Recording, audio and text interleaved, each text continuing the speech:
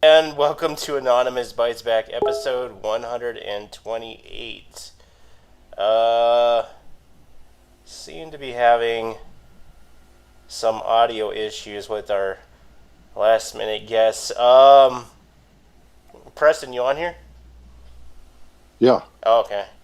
So yeah, I mean, do we want to talk about the bombings, or just want to not talk about that tonight? I don't know, man. It all looks like a setup. I mean, there's no postage mark on it. I mean, There's a lot of inconsistencies. Yeah, this is yeah, there's a lot. Remember, I was watching like the Clown News Network today, and I fucking was like, and they were like bringing up what I had told you guys about 6 hours ago. Remember about the anthrax? The anthrax yeah. shit. Yeah, they were saying how this is similar. How the anthrax letters started out, Well, and they had some letters and whatnot sent to Trump administration officials a few weeks ago. So it's almost like a tit for tat. There's something going on. I'm pretty sure this is along the lines of the spooky three-letter agency. Just for shits and giggles. The one that's always up to the weird shit. You know. Well, we got a few of them like that.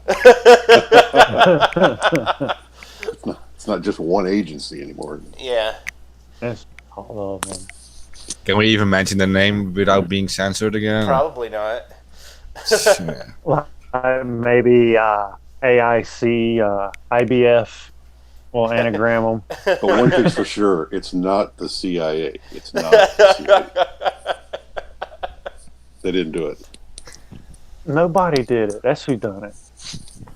I mean, Soon as everybody figures out who here's the nobody thing is. is like none of them went off though. Like that's gotta be some like wicked fucking like magic fucking shit. Like none of them went off. None of them detonated. Like I don't even know if they were designed to go off. Being a bomber is not, I guess there's a calling to it. At some point, in your life, you ever go that way. But I mean, it's not like something you can, you go to school for and you do it professionally. Maybe unless you're military, but The thing about a bomber is eventually they blow themselves up. They lose a limb, they lose a finger, they're going to lose a hand. Hopefully the guy bites down on it at one point to actually make something tighter and blows his own jaw off. And that'll be a giveaway. George Soros got a letter mailed to him too as well. You know. yeah. Now, honestly, if some of these went off, it wouldn't really hurt my feelings. I mean, look at the name of the people they're going to. It's like, oh, okay. Well, it's a bad thing, but you know what? They deserve it. $10 says they have a fake suspect in like a couple of days. Yeah, well, you have to have the Hinkleys and all, hanging around. You got to blame it on one of them. You got to have a patsy, Yeah. but just one patsy. It's just like you have one magic bullet. You always have one patsy you can blame it on. And just, We know from the I think maybe, Dropbox. We know from that Dropbox that the CIA did the anthrax letters. So, I wouldn't doubt that. The mail carriers like. I'm almost positive because they have like drug sniffer machines, like, and I know they process billions of fucking packages, but you think like at least some of them would have been stopped. I'm pretty sure they scan for like weapons and bombs and shit. I'm pretty sure like one of them had to gone off in somewhere. Well, when Congress is getting mail, and to Congress itself, or say Hillary's getting her mail, they get their own stuff through a private, separate sorting area than what, say, you or I would, or anybody else. So, you might want to check see who the postal worker is fixing to go postal. And yeah, it's, that's why it's they're, only logical. yeah, while they're in government, they get all that. I don't know about afterwards. Well, Hillary and probably does, being Well, former yeah, president and all. But when they leave after presidency, they still have Secret Service and everything following them around, Yeah, they do. driving them around. Yeah, we'll see how this plays out. I'm pretty sure it was not, that jihadi sticker that they stuck on some of these things for the battery source. Is it like that's like a shitty ruse? That's almost as pathetic as the Saudi cover up when they say that they didn't do it. oh man, Yeah. that one. Yeah. Do you see where that one guy came out of there with his clothes on, and yet he was still wearing his goofy tennis shoes that he walked? This other guy that he walked into. Oh, it's like you guys aren't even competent, man. It's like what the fuck. Yeah, I was talking to some people, about, what the Saudis had done to that journalist, and you know what, our government is not going to do shit because the Saudis have us by the balls, they really do. They control the gas and the oil. Yeah. Well, you're doing a mutual agreement. I mean, they're selling so many. Americans are selling so many arms to the Saudis, and yeah. Yeah, it's like a mutual agreement. They hand us gas and we give them weapons for their proxy Yeah. wars. Well, this is just like personal integrity. See, your national integrity has a price. Oh shit, you want to buy 100 billion of our arms? Oh well, fuck, that's different. Go ahead and kill anybody you want. That's fine, because that's American jobs. Forget the people that die. This is all about American jobs. I hear Yeah. I heard most of the princes are trying to leave. The Saudi government. That new guy they got in there. He's fucking crazy as fuck. Like he's like, He'll kill them. Hey, you start chopping up bodies. That's what happens. It's like, whoa, okay, yeah. Got the message. I heard his family left the Saudi Arabia. Like in the last few days. Huh. Well, Well, I don't think. Yeah, if it's like an internal family battle or something going on at a high level, which it looks like it is, he's not going to be the only guy that gets killed. There'll be something else will happen. Didn't he go to the consulate to get a marriage license? Yeah, That's fucked up. yeah, and then depending on which version of the story you believe, whether he tripped and fell or He tripped and fell, and he got slaughtered into like 5 pieces. yeah, it was He an just- accident, and then there was a fist fight. They're not really sure. They're still trying to get their story straight. I've seen some- those those leaked pictures, man. He definitely looked like he was cut up with a chainsaw. Yeah, the Texas Chainsaw Massacre got a hold to him because he needed a new dead skin mask. Jesus. How do you do that to another human? I mean, you're gonna quarter something. You're usually gonna eat it, right? Oh man. Well, it could be. It's a trophy piece. You got to remember these people are whacked, man. I mean, they do stuff like this for fun, almost. Oh yeah, you make one family mad, that other family's coming to wipe your family out. That's tribal warfare. Well, that their new king or prince, whatever the hell he is over there, he's robbing all the royalty of all their money, throwing them then in the Four Seasons hotels, and telling them the only way that they can get out is if they give 90% of their wealth back to the Saudi kingdom.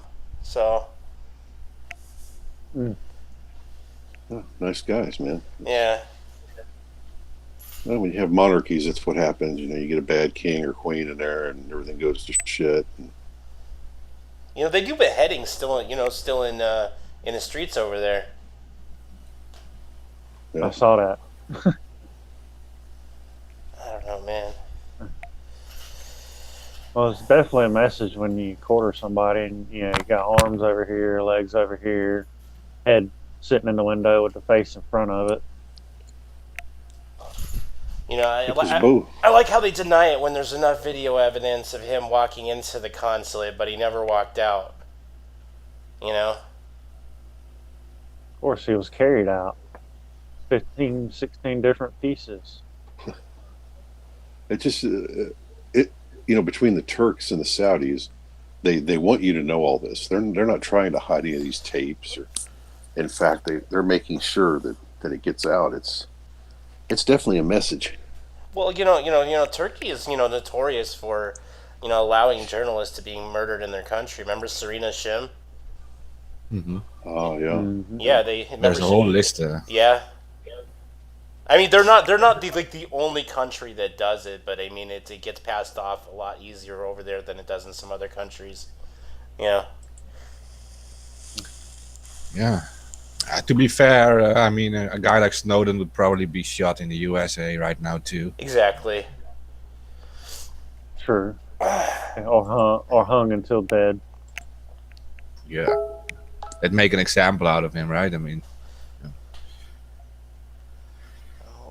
What does our guest say? They have internet We've got problems. internet Internet problems. He'll be back. We've got 4 hours. I'll sleep at the last 2. More bad news to our viewers. If you're anything on the Julian, keep it up on Julian Assange. I guess there was good news saying that Julian was going to get his internet or media or communications back on, but that's in debate.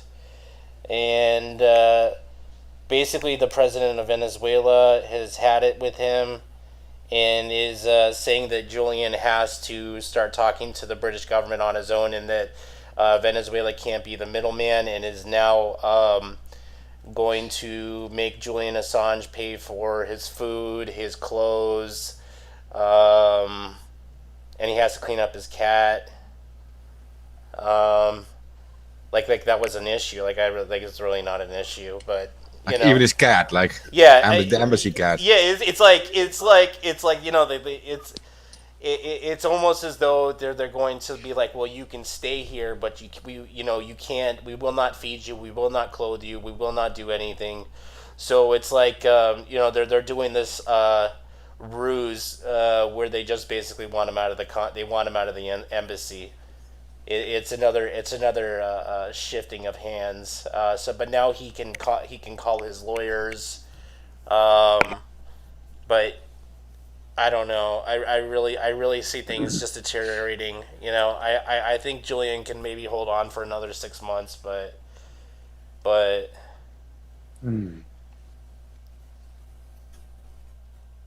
Well, if they ain't feeding him, he ain't gonna last very long. That's true. He just needs to run for it, man. We've talked about this before. Yeah. I mean, like the Russian embassy is there was a plan for him to go to the Russian embassy. Like I believe. What did I read about that? John, you might know about it. There was a plan for him even to go to the Russian embassy a while ago. Yeah, but there are different ideas. I mean, they have been contacting like every country in the world almost to ask him to ask them to let him in, and but the Russian population is not so pro Assange either. I mean, they're all being fed the same stuff. Like we are being fed too. Like the Americans are being told that he's like a Russian agent, and in the Middle East he's like a CIA agent, and in Russia he's called an MI6 agent. So they're all manipulating the public opinion about him. Yeah.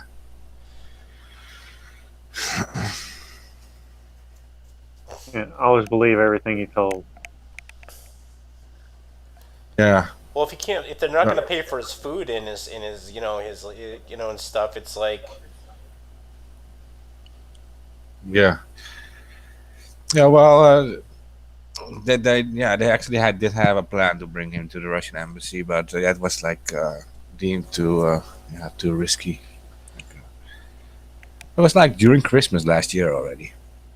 Wasn't that like around the same time he also got his Ecuadorian citizenship too? I think so. Yeah. Well, one thing's for sure, it must be that kitty litter box. If you just clean that kitty litter box more often, maybe they wouldn't be so pissed off.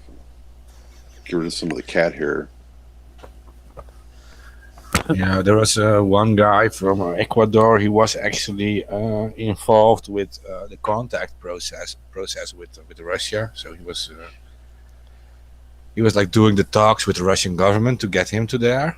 Yeah. And eventually, he did just go to become like an Ecuadorian refugee. Yeah, and I'm not seeing the UK courts like budging on what they want to do. You know.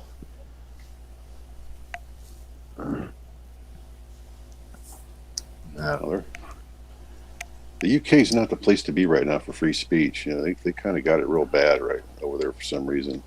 Oh, they've had it bad. Yeah, they've had it bad for a while. Yeah. I mean, they're just clamping down. I mean, none of the media says shit. They're all scared. It's so pathetic. They have the world's don't they have they were using like trap wire before we were, you know? They have like the world's largest surveillance program on their own citizens. Yeah, they do the GCHQ thing. Yeah. So many scandals surrounding that. I do think that actually the UK government, it's not a personal thing about Assange. I mean, they don't specifically hate him. I mean, they just want to make him an example again, like they would do to Snowden too. If the USA would do to Snowden if he would come back. I mean, they're just scaring off others. That's like really, I think, the main reason behind what they're doing. But I'm not sure, but. Because they could just bust in, to be honest, in the Ecuadorian embassy, even if it's like a war declaration. If they were really scared about their national security or like NATO national security, they could just bust in. I mean, there would be like another country harboring an enemy, like an enemy army, so to speak. So can the UN bust into an embassy? No, they do. I think if the US or the UK would be scared for their national security, and they would consider that like an act of war, like an attack on their country or something, and another country harboring like an enemy army. Yeah. Like in other countries, they would just bust in, right? I mean. Yeah. Normally you don't. You know, embassies are normally, treated differently. But I mean, hell, they're this whole Khashoggi thing. Shows you. I mean, you can bring in a dual citizen and kill him. So he's really a U.S. citizen also, and kill him, and it's just no big deal. So, I mean, you can do anything now. Just why not? Yeah, and who stops that, right? I mean, you have the UN law, and like they will convict the US or something, or the UK for doing such a thing. But who's going to stop them? There isn't an army that's capable of stopping them. So. Well, whenever the UN tries to enforce anything, nothing ever happens, though. You know.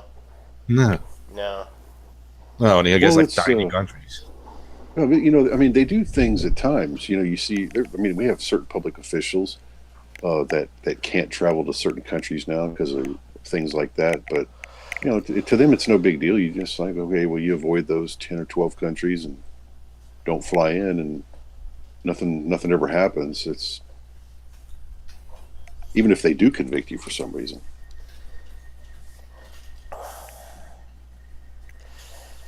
But how does a Soros and some of these people, how does he get away with like just taking over the Ukraine and throwing money at something like that? And just, it's like, oh yeah, well, he's George Soros, Well, that's the thing. How do you get away with that? That's the thing is money walks. Like if you got money, you can literally do what you want. Yeah. Mm-hmm.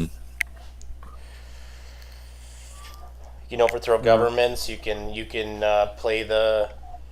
You can start flipping, world markets if you want to, or do whatever,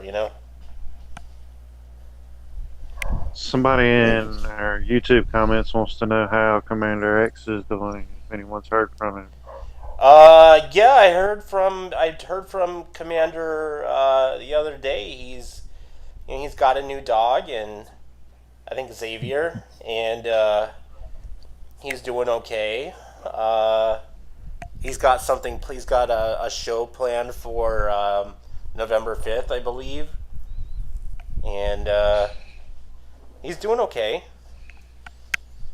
Yeah, he was taking some time off. That's why you haven't been hearing him here on the show. He was taking some time off, and I think he postponed the release of his new book too. But he'll be back. Yeah, I think the 5th was when he put a plan to release his book. Yeah. I think that's still the date. Um, Yeah, earlier this week or something on Twitter, he said that he was going to. He made a statement on Pastebin, by the way. Should we read his statement? I missed it. I did. If you got a hint, and read it for us. I did, but my memory sometimes lapses when I read like 1,000 things a week. You know.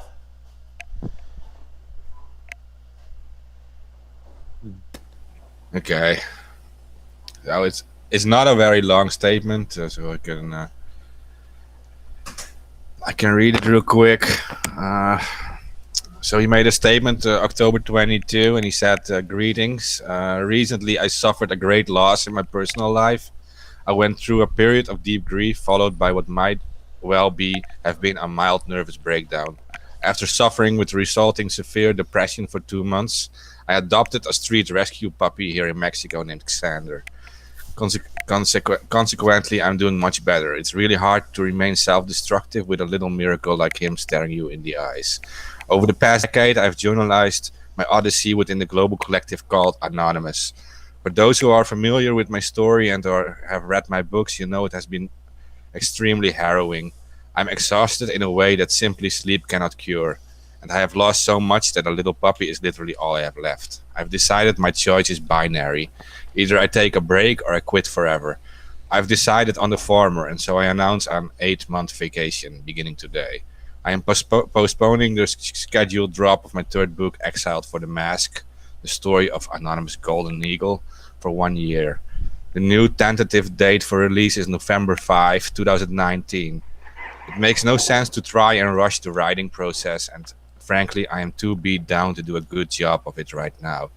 I want to make certain I do this amazing story justice, and I need time to heal. I will spend my time building up my new life here in Mexico, training my new puppy, and finishing my third book properly. I'm not going dark. I will still be on social media, although far less. I'm still at the other end of whatever messaging service you're using to find me. I will still be checking my email daily, but I will not be doing any work and activism at all. I must lay that part down and focus just on myself and Xander. Many of my fans, supporters, and friends have known in more or less detail the ordeal I have recently suffered. Many of you have reached out with encouragement and occasional financial support. I've not really thanked you for this properly. You all have my undying gratitude. For those of you who follow and support me online, have no fear. This is not the end of X. Far from it, it is more likely just the beginning. I'll see you all in 8 months. Until then, I suggest you take a long look at those around you that you love and care about. And remember that they can be gone forever in the blink of an eye. Also remember, we cannot save the world if we cannot even save ourselves. I love all of you, even the haters. You are all part of my story, and I treasure every one of you. Yours, X. So that's it.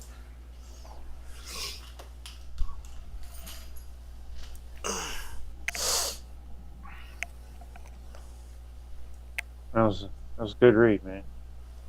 Yeah. Can our guest hear us? Can you speak? Somebody popped in here. Yeah, good night. Very nice. Good evening. Good evening. Finally, I'm really sorry about it, but got some problems with the connection. It's okay. It's okay. We're happy it works now, and we're only like 28 minutes in or something. So What's Yes, going on your just- way? Just now, give me a second. I'm doing something right here. Right. Now I'm with you. Sorry, I was doing something. Yeah. Finally, I got the. Finally, you can hear me. okay, yeah, it works. It works fine. Where are you from? Venezuela. Ah, okay.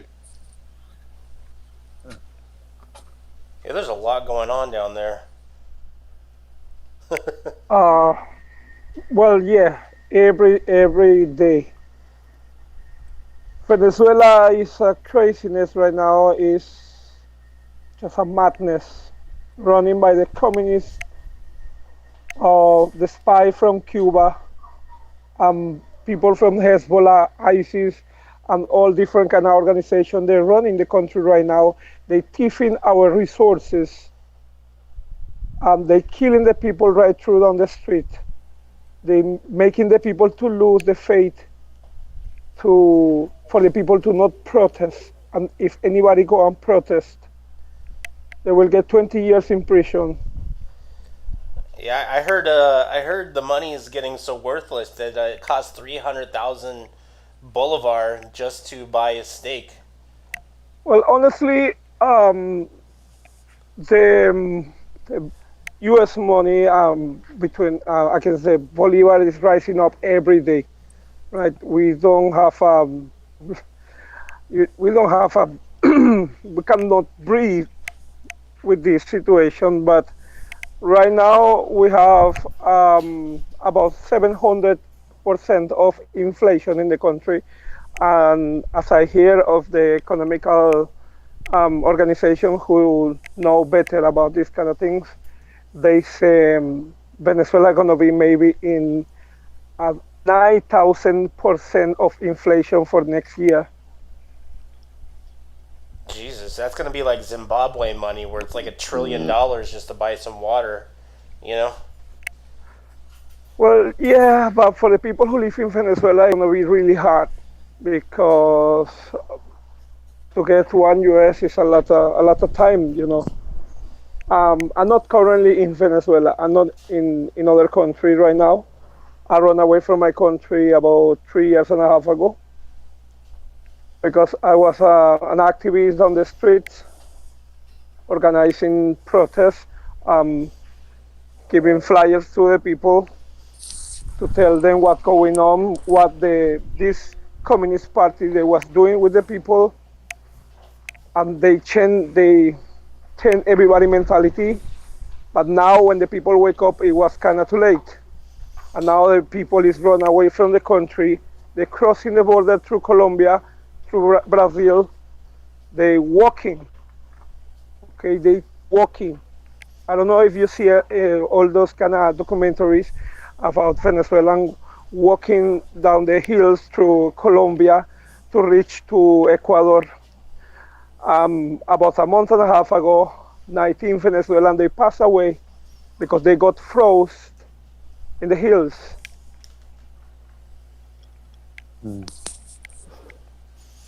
Over. What do you think is the root of the problem there in Venezuela? Are they just so out of control of the budget that this happens, or how have they gotten there financially? It's a big net mafia of Russians, Cubans, Arabians too.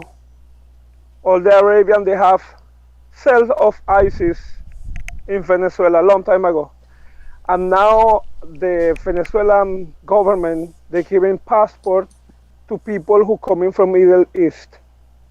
And these people, they travel in the world with Venezuelan passport. So we don't know who is these people and where exactly they come from. But the people who have Middle East last names, they're walking between all of you, and they putting all the terrorists around the world. So right now, the people of Venezuela, they live in the country, and it's a clear invasion these people is doing from Cuba, and they have plenty people from the Cuban government working in different embassies all over the world.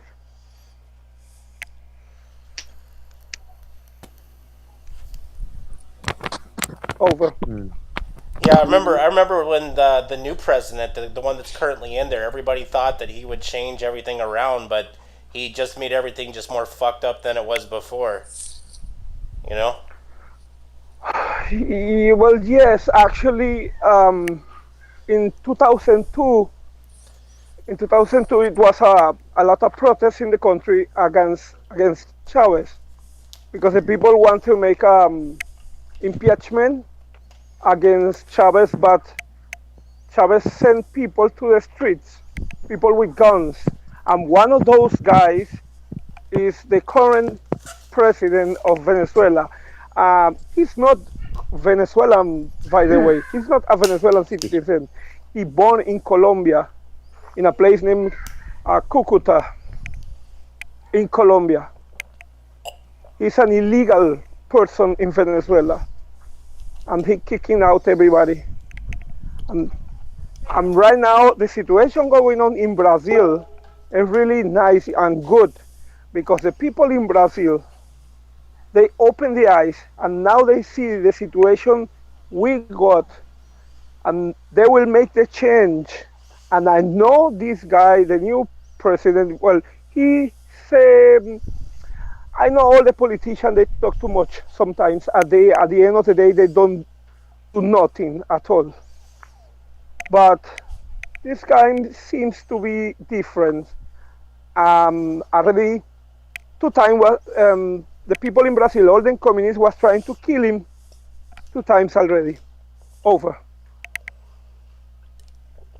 Yeah, I remember his own. There was a faction of his own military that went against him, and there was a firefight with a division of the army that tried to go after to try to kill him like last year. Well, the communists, all the communists, they make fake news. Okay, they always making fake news, and of course there is a resistance in Venezuela, also in other countries. People from Venezuela who is against the dictatorship, and I know there is people inside the army who want to overthrow Maduro. But what's going on right now? There are too many people, too many spies from Cuba working into the army files. So right now, the people in Venezuela, into the army, they cannot trust nobody. Over. Yeah, I heard it's so bad down there. People are killing each other over fucking food sometimes, you know? Well, that's true. That's part of the situation. How I can say this? The governments around the world, they make decisions, economical decisions, right? Sometimes it's good, sometimes it's wrong. But everything they do in Venezuela was just mash up the country. So what the people is doing right now is the result of all decisions that the government from Venezuela is doing.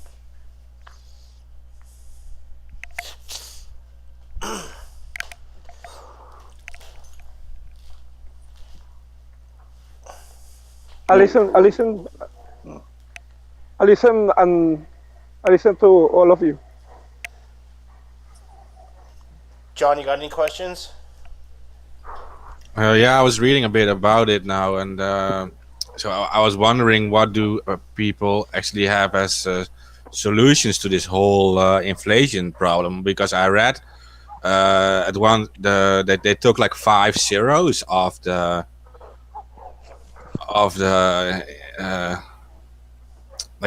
number of the amount of money needed to like exchange it with like a dollar, and they're also saying like so you don't have to like carry bags of money with you. That they're using digital transfers now more. Oh, yeah, there's a lot of people. Yeah. There is a lot of people right now doing online transference, right, to help the family who live in Venezuela, right? Let me explain this. It's like me. I live in Brazil, right? I have somebody in Venezuela who have a local bank account with plenty of money, right? So I just send like 100 US, and this person gonna make a local transaction between his bank account, the person I want to send the money. Yeah. Right? So, of course, it's not a directly way to help the government. And now I explain why and how is this. Everybody knows that in Cuba, all them people, they send money to Cuba, and that's one of the ways how they feed the economy of Cuba, of the the Cuban government because they handle everything, right?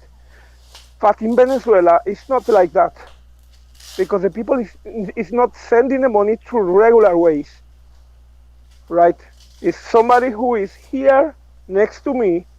He give me the money in physic, right? He give me the bills, Yeah. and the other person do the online transaction in Venezuela. But anyway, these people, they still getting a profit. Who? This government, the people from the government, they getting a profit because they have all the groceries, all the food business, you know. They bring everything to the country and they put the price they want. And the people who go and buy, at the end of the day, they paying the price so high, and then people they still getting the money in the people who own this kind of hypermarket, all kind of business right now working in the country, and all the business, big business, right? In factories. Well, we don't have factory again, sorry, but this kind of big business. The people who own these places is only people who are into the government because they getting a cheap price of US, right? And then bring the stuff and they overprice everything and they getting a profit of that. Yeah, if you exchange your money into like US dollar, that will make more inflation of your money. It drops in value even more, your currency. But how is it with the crypto? Because I've read about cryptocurrency. Are more people starting to use cryptocurrency? Because that will actually be a temporary solution to like. I heard Murado created the Petro a few years ago. The Petro is just a scam. It is. That's what I heard. It's just a scam, and they just want to collect some money. But tomorrow they will change their mind and they will make another currency or make another different thing. And at the end of the day, it's gonna be the same shit. But all these kind of economical things that we're talking right now is just a waste of time. And I'll tell you why. Because the government, the spies from Cuba and Russia, that's what they want. They want the people in Venezuela to be busy thinking how they're going to buy, how they're going to get money, how they're going to get the stuff for they to survive. So the people stop to go into the street and make protest and ask for their rights just because they real busy in their own business, because they're thinking how to feed their children, what to wear, or maybe to buy a refact for the car or something like that. So this kind of economical things is just a tool they're using right now to keep the people in control.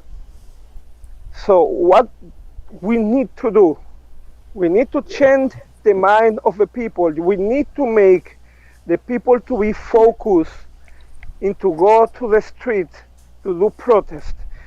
Plenty of people right now, they have the hope that the military intervention like UN, United Nations or whoever who want to come to Venezuela and to overthrow Maduro. But that kind of situation won't happen.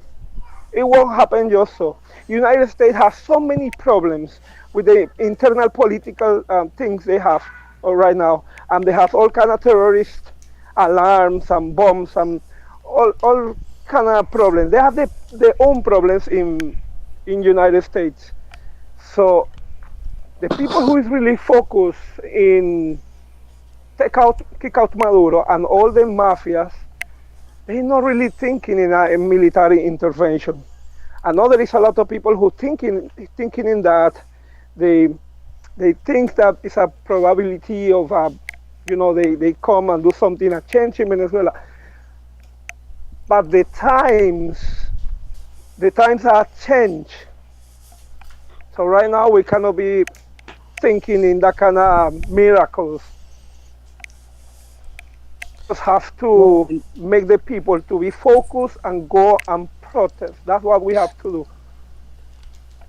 You don't feel that I mean, in general, it seems to be that foreign influence into Venezuela's politics and all of this is a huge problem. You said that Americans are busy, but are not busy enough not to interfere with. What you mean? Hold on. I'm not hearing you well. You're breaking. When it comes to Venezuelan politics, the influence of foreign governments seems to be a huge problem. You said that America has its own problems, but we've spent a lot of time undermining and trying to influence Venezuelan politics. Like, it's not like we didn't have time to try to mess with Venezuela, and that includes economics. Well, I know United States and Venezuela, they have relationship, business relationship for a long time ago. It's anywhere for United States, it's not convenient to do some things right now. Remember, the United States they have their own problems with North Korea, all these kind of different countries. They have problems. This kind of communist country, the people who like these kind of countries with Arabians who are terrorists and so. And I right now I don't believe that the United States is gonna do something for us. Maybe in the way to froze the bank account from these people who work in the government in Venezuela, but not through a war or an intervention, nothing like that. I believe that as I say a few minutes ago, the Venezuelan people have to open their eyes and raise their voice. And right now, the activists in Venezuela, on the net, like Anonymous Venezuela, everybody is divided right now. Everybody divided. We cannot trust nobody at this moment. I don't know if you know in the story of United States, when Olya used to get this kind of spice from Russia. Everybody was like kind of crazy because the communists. Well, right now we are something like that, but in a worse situation, because we are facing our worst political, social, and economical crisis ever. Now, Venezuela had Chavez before. I mean, there was a definite relationship with Cuba and the communists, long before, that seemed to be going really well. What makes you think they've suddenly turned and become the spies and are now involved in this takeover? I mean, I believe there's something going on in Venezuela. I mean, heavy outside influence. That's where I'm going. Well, all the Venezuelan citizens who live in other countries, and when they go to a Venezuelan embassy, and the people who is working into the embassies, they from Cuba, and they treat real bad all the Venezuelan citizens, right? So it's so obvious that these people have the spies, and they are running the country right now. I honestly run away my country because they was about to kill me, and I know plenty of people in the same situation. And right now, countries like Trinidad and Tobago on the Caribbean Sea, just next to Venezuela, the Prime Minister Rowley, he is aligned with Maduro, with Venezuela, the Venezuelan government. And they run in the country real bad right now in Trinidad and Tobago. The people right now who get some kind of a degree, they just fly away to other countries to get a better life, because everything that's going on in Trinidad and Tobago, I saw it already 25 years ago. And I've been talking to so many people to trying to explain their rights, to trying to explain to the people what's going on with us, because sometimes the people just think it's just an economical crisis, but it's not. It's more than that. It's an invasion from other countries like Russia, Russians, and Cubans. Besides the people from Middle East too, they have their hands in Venezuela. And Venezuela is a country with so many resources. It's not talking only about oil. Neither gold. We have plenty gold. We have diamonds. We have all kind of different resources, even to make technology, all kind of electronic device. We have all that in Venezuela and more. And Venezuela is a country with plenty resources of water, natural water, all wood, all kind of different things. So these people, they really wanted Venezuela to use Venezuela as a beach to go into South America, because they want to change everything, but doing by the force with dictatorship. If you see this country, Bolivia is also another country who is aligned with Venezuela. Nicaragua too. Last week, a jet from Venezuela, from the oil company, they fly to El Salvador and they spend like 2 hours in El Salvador. And they have no record of that. But we found it. We found, and we see the plane flying away, what these people is doing over there. And this is a plane from the oil company who not supposed to fly to that country. And you know all the problems that the Central America have. Right now, the Venezuelan people, we don't want to link with nobody from that kind of countries. And if you see all these people from Honduras walking through the states, that's another big problem. And I don't remember right now which the president said that Maduro financed that campaign for the people to walk to the states.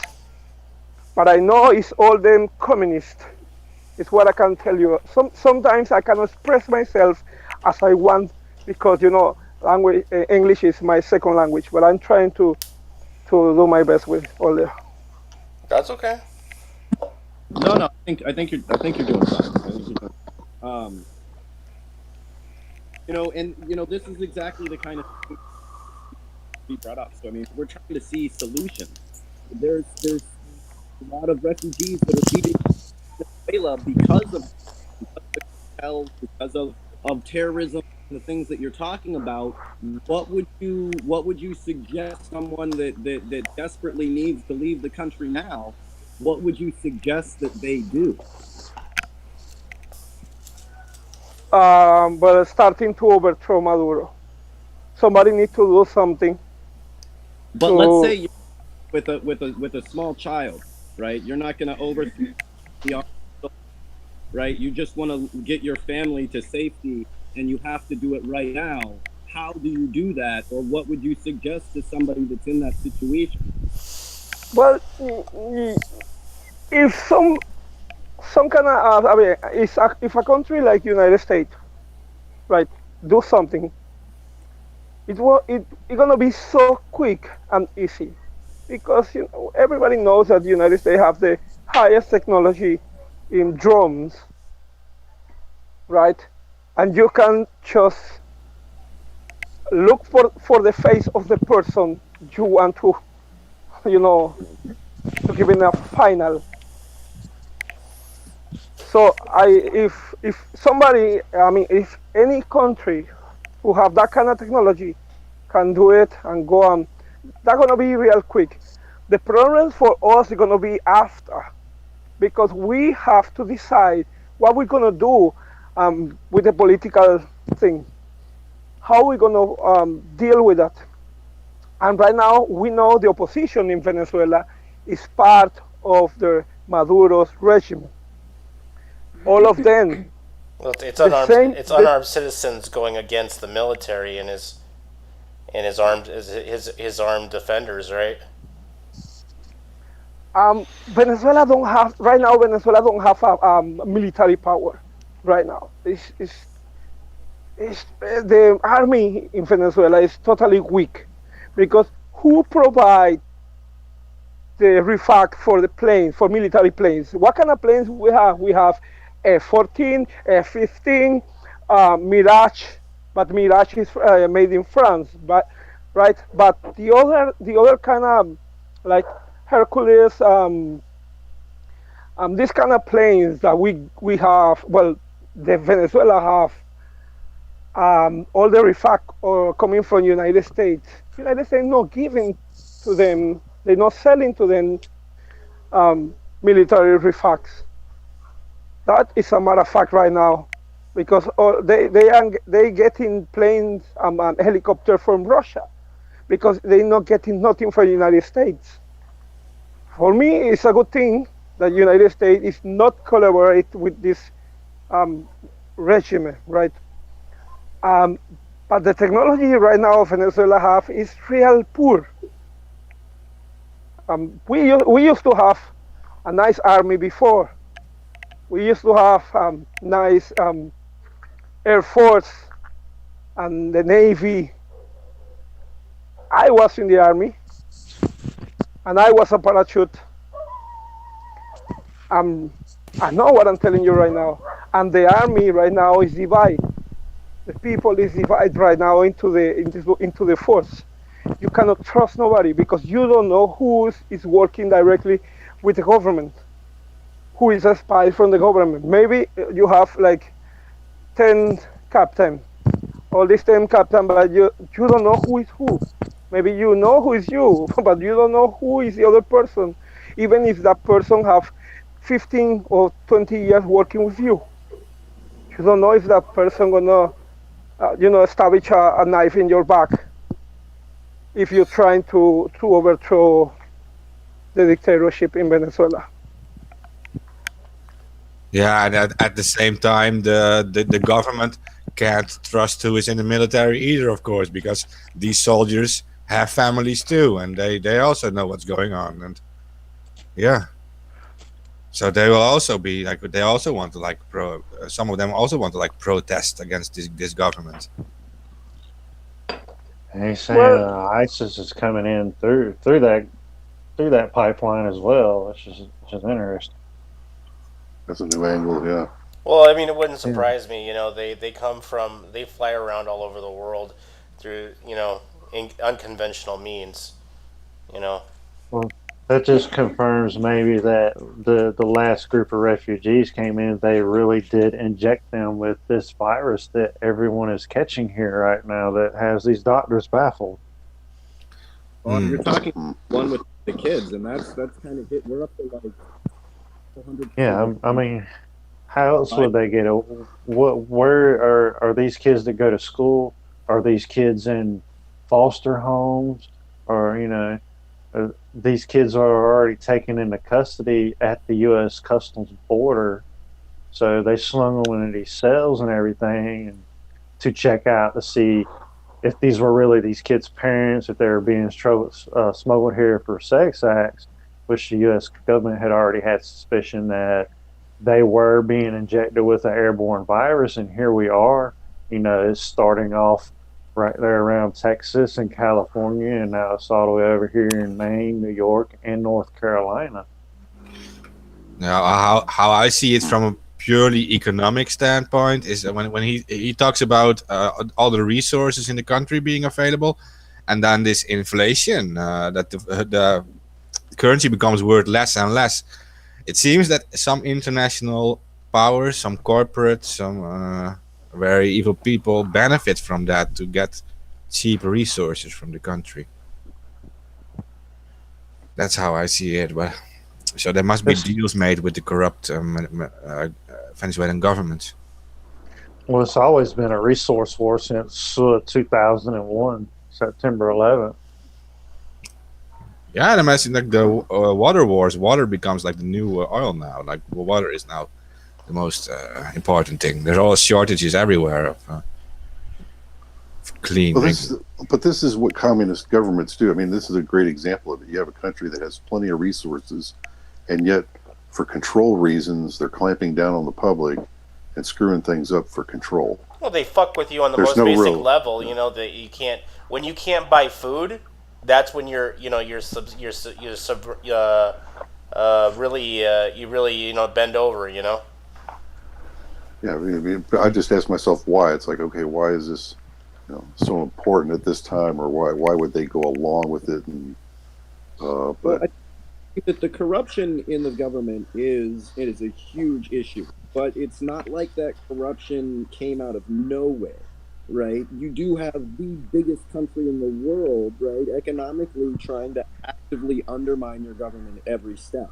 And Exactly, although it's exactly. no excuse for you being corrupt, as that, but they fund cartel members, they fund murderers, they fund the corrupt. Like, we went out of our way to fuck with them for doing nothing but stepping away from the petrodollar, from saying we're not going to sell you our oil at a huge discount because you're American.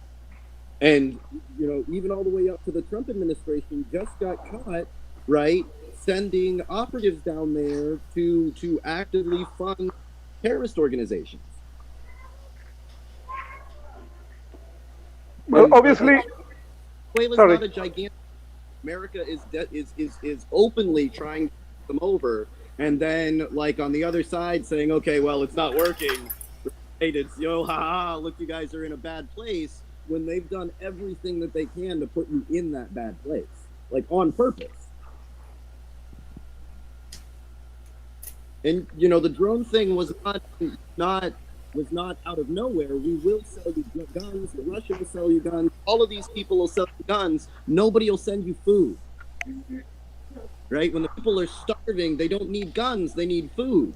But then to ask civilians to stand up against a well-trained cartel force that's been spending the last 5 years cutting people's heads off and shooting people is a hard run. it's obvious the country's being destabilized from the outside. It may look like a totally internal problem, but if you get Russians and then us coming in, we're keying on another area here, some kind of another regional conflict, down the line, where this is all the setup for it. This is how it always starts.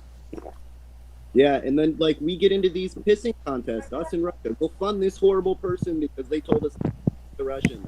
Well, we'll fund this horrible person because they said they don't like the communists, they don't like this. They're gonna sell us bananas at a cheaper rate, right? We'll do horrible things and undermine governments that, communist or capitalist or whatever, would have been as corrupt as they are everywhere else, but not these bloodbaths that the only thing that we can help you with is more guns.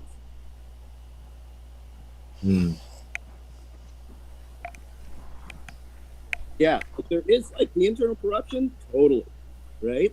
That's a problem in governments the world over, and it's out of control. But everybody wants a piece of this pot. I'm sure ISIS has tried to go there. I don't think that it's really strategically. It'd be hard up to talk an ISIS member thousands and thousands of miles. Across you'd have to really be dedicated, right? But the whole system we've developed in our funding or playing games in, no doubt, good or bad, Soros is totally funding them walking across the U.S.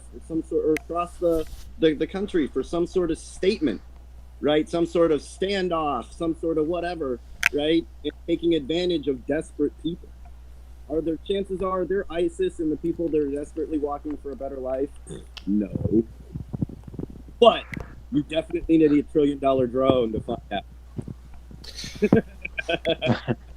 Well, if the people, really expensive drone, because there could be brown people there. if the people can no longer buy food, then you're doing a very bad job as a government to keep them under control. Then the revolution is inevitable. Revolution will happen. If you can't buy any more food, there's nothing you can do except for fighting back.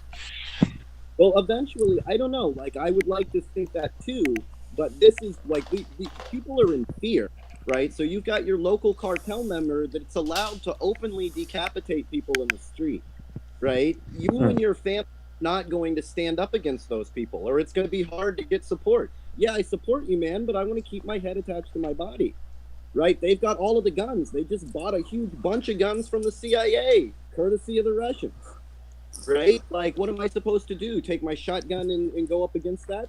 These are trained killers. When we say, hey, we don't have an army anymore, they're still an army. They're just not being paid by the government. Those guys didn't disappear, right? The guys that were in army uniform 4 years ago, they still exist. They're still there. They're the heads of the cartels. And the corruption in Venezuela is so high that every police, every person who works in the government is not somebody to trust. Because what happened every day in Venezuela, when they somebody a thief or a gangster go and thief somebody, right? And then the people they call the police, and the police come and they lock up the person. But what going to happen after? What's going to happen? They're going to leave it free, even if the people go and present charge. If the people do something against the gangster, the law will protect the gangster and not the people. So what has been happening in the country when a gangster go into a house? All the neighbors, they get in together and they decide to tie the person to a post light and give a licks till the person die, because the people don't trust anymore in the justice. The people don't trust in the police anymore. So right now the people is taking the justice by their own hands.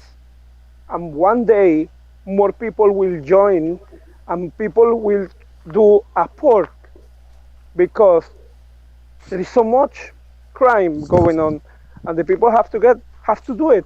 The people have to go and kill them gangster by their own self.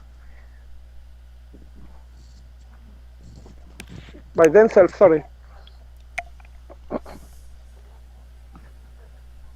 It's really sad, all the situation that we have right now. The best thing we can do, I'm talking about the Venezuelan citizens, is get together in any country they're going right now and make a civilian organization and trying to make the people in all the countries all over the world where a Venezuelan is living right now, to let it to understand with the real truth what's going on in Venezuela, how we reached to this point, for all the countries don't pass through this kind of situation. So it's a matter of fact that the resistance in Venezuela has to find the right moment and overthrow Maduro. But this is not the time right now. And I think it's gonna happen like 4 years again or 5 years for another something real happen, a real change. And I'm hearing that there is people talking rumors about revolutions, about movement going on right now. But right now the people in Venezuela, they doing inceptions. They have to get into the government itself. They have to get through their own lines. And there is another way that we have to do. And there is another way I cannot tell you right now. I'm not allowed to say it because I want to save my country. And I want all the countries in the Americas and all over the world to be safe from these people, these kind of people who just take advantage of the people who have no knowledge, these people who cannot defend themselves with the law, and they change the law in their own personal convenience to do whatever they want, to thief, to kill, just to please their own pleasure.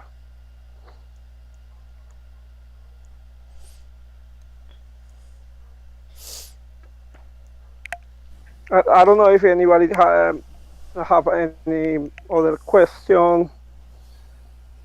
It is very very difficult for people who are not in this situation to to give the any advice that could really help you. But there are many people resisting this. You have a huge anonymous crowd in Venezuela.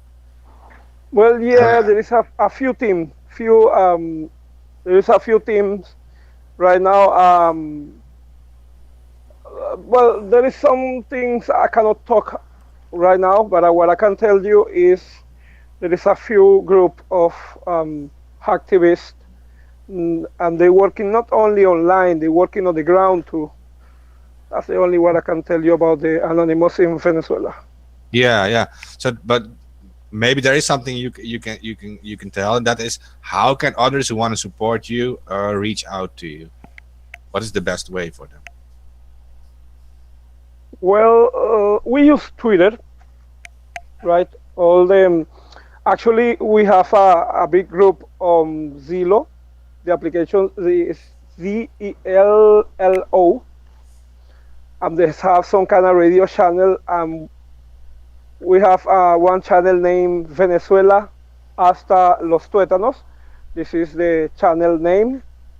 I always post on my Twitter account this group for the people who can understand Spanish, of course, and understand, because we talk every day.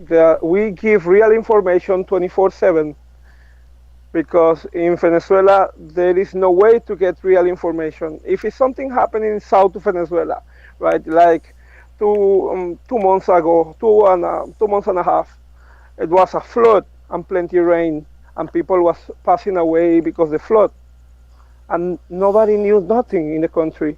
The newspapers, they cannot post nothing about real news, and all the news they posting on the newspaper, on the social media, the government, they just putting things that does not make sense. It's not according with our reality. So through this kind of like Twitter, like Zillow, we are connected and we spread information. And right now there is a lot of people from Brazil who is right now really interested to know the situation of Venezuela. And they learn in Spanish right now to understand, to listen to us, to read our things, to understand how we reach to this point and how they can stop the communists in Brazil. Myself, I learned Portuguese. I was studying Portuguese about 2 years to be in contact with the people from Brazil. So right now there is another group from Brazil. They in contact with us, getting out the information, and they process the information and they spread the information. There is another anonymous from Venezuela. They live in the United States, and they can speak even better English than me. I tell Mark, or no Mark, the other guy who contacted me. I don't remember which one of you is. Yeah, it was me. It was me from my Twitter account. Yeah. Right. I told you about Marupita, right, in Twitter.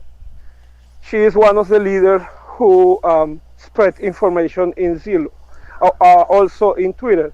We make tendencies on Twitter about news with all the hashtag we have to spread the information. So in my own site, I'm posting information in Portuguese and Spanish. But well, seeing all this with the interest that you put in right now, I'm gonna make my my part to make it in English. The information that we get in Spanish, I will translate in English for Olia to get it. But anyway, right now with the translator online, it's so easy. You just do a click and then you get the information in Spanish. But we know that the audio, it won't be so easy. So I think it's a good thing that we're linking right now, because I've been trying to contact with different anonymous from other Spanish country, and it was real hard because people don't trust nobody just so. And I have to do many things because I didn't before I joined you. I was doing my job, checking things, because we Venezuelan, we don't trust nobody right now. But all the help all of you can do for the freedom of speech, for the justice all over the world, well, you're gonna be welcome.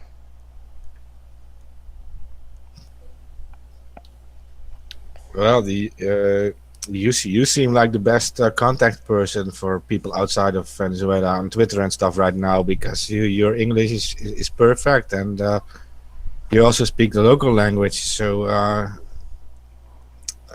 can we just like list your Twitter account? If people want to help, can they just contact you on Twitter? Is that safe for you, or? Yeah, well, you can contact me on Twitter, Anonymous PMV. I'm gonna repeat, Anonymous PMV. And also I have a Telegram account with the same name, Anonymous PMV. If anybody want to contact me on Telegram, on Twitter, free to do it. Okay, well that will be easy to remember. Anonymous PMV is how you can reach out to him. Yeah, many people ask me why PMV, and the P is for a city named Por la Mar. The M is for Margarita, which is an island in Venezuela, and the V is for Venezuela. That was the state, the place I was living before, Margarita Island. Another, I don't know if I can tell you my the YouTube channel. I can tell you. No, only if it's safe. You never know who listens to this show, and yeah. All right. Okay, well, with the Telegram and the Twitter, I think it's okay. Yeah. Yeah, well, anyway, I really appreciate all what you're doing. Thank you. What do the I mean, it sounds, the government down there is more leftist oriented, socialist, and so forth. What are the other political parties doing? I mean, besides the military, is there any legal activities or political options in any way? How does that look? Wow, my friend, I'm really sorry about, but it's kind of hard for me to understand because your accent, or I don't know if you can make, yeah. What options do the people have, like politically? If you wanted to speak out, if you wanted to support a candidate, or if you had something that you wanted to support, what are the other options for them to do? Other than just protest. But if you needed, are people able to vote? Are people able to make their voices heard in any other way? Well, one of the first things that Venezuelan people understand is the Venezuelan government. The Venezuelan government hacked the electoral system. You can go and vote, but you're not making any change, because at the end of the day, they have the last word. I mean, you can have so many people to go and vote, right? Let's say the number one and the number two, right? And everybody don't like the number one, and everybody went and vote for the number two. But at the end of the day, because the number one belongs to the government, it will win, even if you won or not. They hack the system. They have the online system, They have the manual system. They have even they take people from the social security who already passed away to go and vote. I don't know if that kind of thing happened in your country. I really doubt, but in my country, the people who pass away, they vote because then people they make it to vote. They fake everything. So we don't trust in the electoral system right now. That's why I say, for me, the only option is a revolution, is overthrow the current government, and after that, make a civil military transition with people we really can't trust. But we will need people from other countries like United States or England or any other country who can watch and see all the procedure and everything that we're gonna do, all the steps we're gonna do through this transition is gonna be all right. So after that, then when we clean the country, because we have a national emergency with the people hunger. So we have to get food for the people, have to get doctors and meds, plenty meds. Right now, Venezuela have about 90,000 persons infected with AIDS. And besides that, there's people, a lot of people with diabetes and all kind of different disease. They're not attended. And these people is getting meds because they leave the country and they getting the meds in other countries. So the first step is overthrow. It's a revolution, overthrow this guy, or overthrow these people, lock them up, or do something with them, change our constitution, do them as a military, a social transition with the watch of different countries, and then when we supply the country, when we start to make the economy better, maybe in a period of 5 years after the overthrow, is maybe we can think in election, because we have to purge the electoral system. We have to clean all the country with all these people who doing corruption. So honestly, I think this is the only way right now, because for 20 years, we have been passing all the different steps. We didn't want them to be on the streets one time. We want them first to do everything by the law. But they change the law and they change the constitution and they doing with the law. They just clean the ass with the law, and they play the fool with everybody. So we pass through all the steps to get our democracy again. So I think this is it. I mean, just a revolution, and then all the steps I already mentioned. Then the elections, and then we have to see that the socialism is not the way. Democracy and capitalism take out all the power from the government, because one of the main problem is when you have a government and you're giving too much power to the government. That's what's happening in Venezuela. The government got too many, they centralized the power. So right now, we need to do the opposite.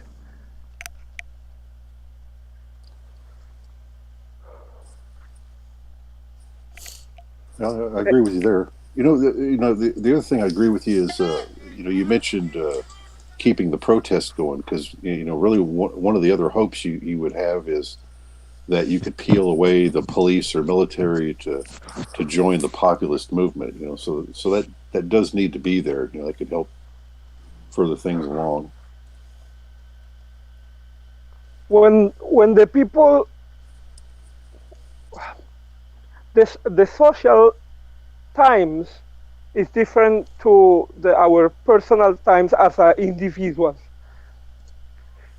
So when everybody get together and understand that the only way is the revolution, and when we open the eyes, everybody open the eyes, and then we're going through, and then we want to make the change.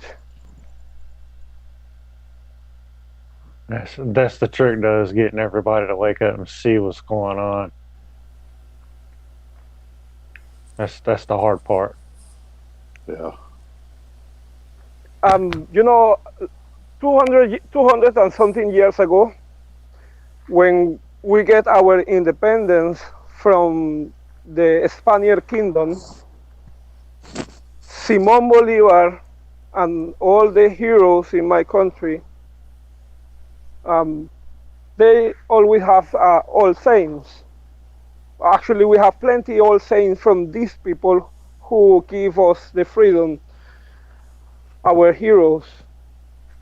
And one of the main old sayings is, when the country needs you to when the country needs you to go and defend the country, right? Even the cry from a mother has to shut up, no matter what.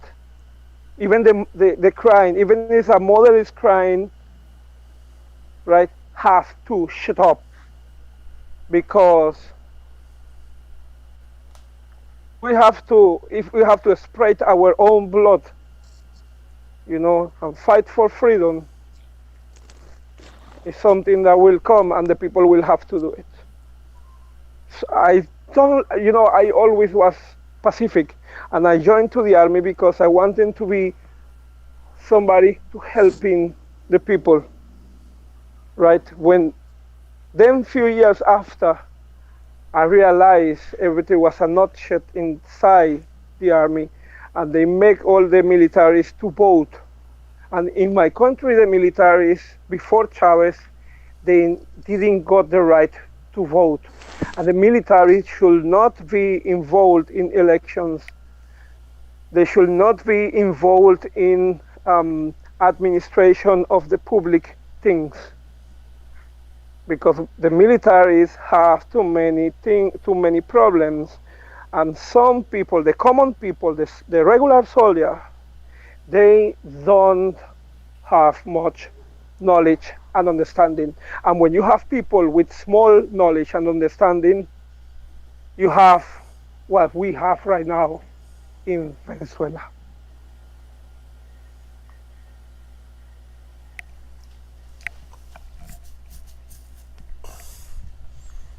I don't know if anybody have any other question or something else to say. I was wondering what your view of the near future is. Do you think people will rise up in a strong enough way very soon, or do you think this will be a very long struggle? Well, I hope. Well. Well. Yeah, I know know it's difficult, but I mean, I don't know. I don't know if you believe in God, right?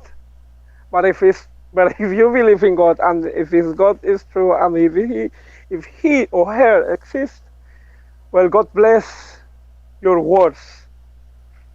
God bless your words, and God bless all what you're saying right now, because we need that help right now.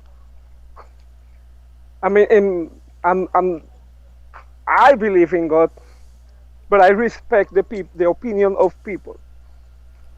So if he listens right now, we need plenty help. Yeah, he knows it, I'm sure. We all do. Well, I think that's important. You know, we all feel for the Venezuelan people. You know, we talk here about the bigger issues. You know, these are real people's lives, and that's important to think about. You know, there really isn't in us and them, or America and in Brazil and Venezuela. Like, if Venezuela, the pain that they're feeling, we all feel that. We're part of that world consciousness. The bad things that are happening there are to some extent like our or felt globally. This shouldn't be going on anywhere in the world. But I think it's something to think about. Whether you see that through a spiritual path or not, the important thing is that the pain that the Venezuelan people are feeling is real. And that always has to be like superseding the conversation. That every moment allow this stuff to go on is a moment that real people's lives are affected. And you know what? I don't know if you believe this, but I think there is a group of people in the planet. They pull in the string, and they're making all this. And I feel like United Nations and this kind of organization, they involved with that. Oh, I don't think Because there's anyone here. I don't think there's anyone here who doubts that story.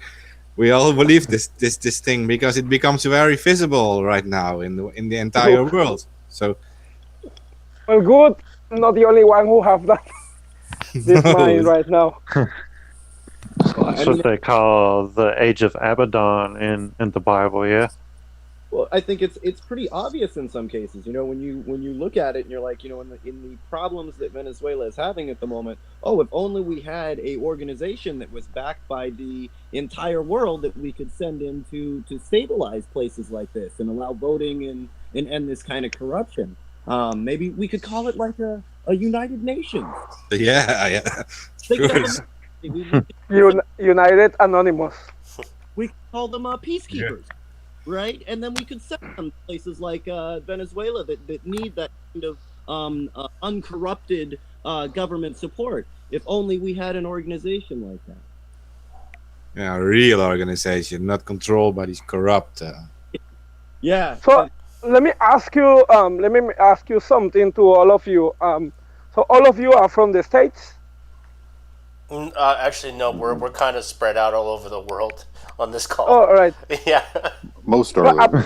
No, well, I asked because I'm not familiar with some accents over here. I know the British accent. I know how the people from New York speak, and even for people from Miami. But there is so many accents I don't get it right now. But I am from the Netherlands, from Amsterdam region. So this is European and Netherlands, and we have one from New Zealand, and we have Americans in. So all right. Yeah, worldwide. Literally. Yep. Well, cool. Well, I mean, Iceland and Romania and the Libyans, had a revolution. I mean, Libyans had American influence. I believe that I truly believe that Venezuela can have a revolution. No country had it easy going on in a revolution. It literally took decades to get to the point where the people had to overthrow the government, but it's possible. But yeah. Well, I just have hope at the moment, and you have to get together with other anons in Venezuela to change the people's mind, for the people to be focused in this. Well, it's something that the corporate media isn't covering at all. So I mean, your story. There's so much that needs to get out. Anybody that is in Venezuela and wants to get information out or tell the world anything, we're always open. I'm not sure about this, about what I'm gonna say right now, but there is a lot of internet companies, they involved with this. And to mention one, Twitter. I don't know I don't trust Twitter neither. I know anons from who have many years in this fight, Venezuelans anons. And I know somebody who he got hacked. I think they're doing something with our information. Talking about news and things like that. They just put the news that the people, what they want to the people see. Well, I guarantee that they're putting up information only what they want the people to see. Manipulation of the population. That's what these guys do. And I mean, they do it here. They do that everywhere. The number one goal: control the media, control the people, and that's exactly the mindset that they go. They make sure that people that are speaking out, their doesn't get heard. Their stories, their videos, they make sure that the truth isn't passed around. That it's the narrative that they want that gets the air. Well, true, it's a fact. Yeah, well, it also should make you feel empowered, because clearly they are scared of you. So or else they wouldn't do that. Well, they scare more of us Yeah, they're than scared me. of you. Yeah. You know, they scare more of us when now we are when we get together, when you pass from being an individual and being a net. And right now there is some networking in Venezuela. Well, all the nets like you from other countries, all you are welcome. And we have to help each other. I see what the Anon movement do in Tunisia. I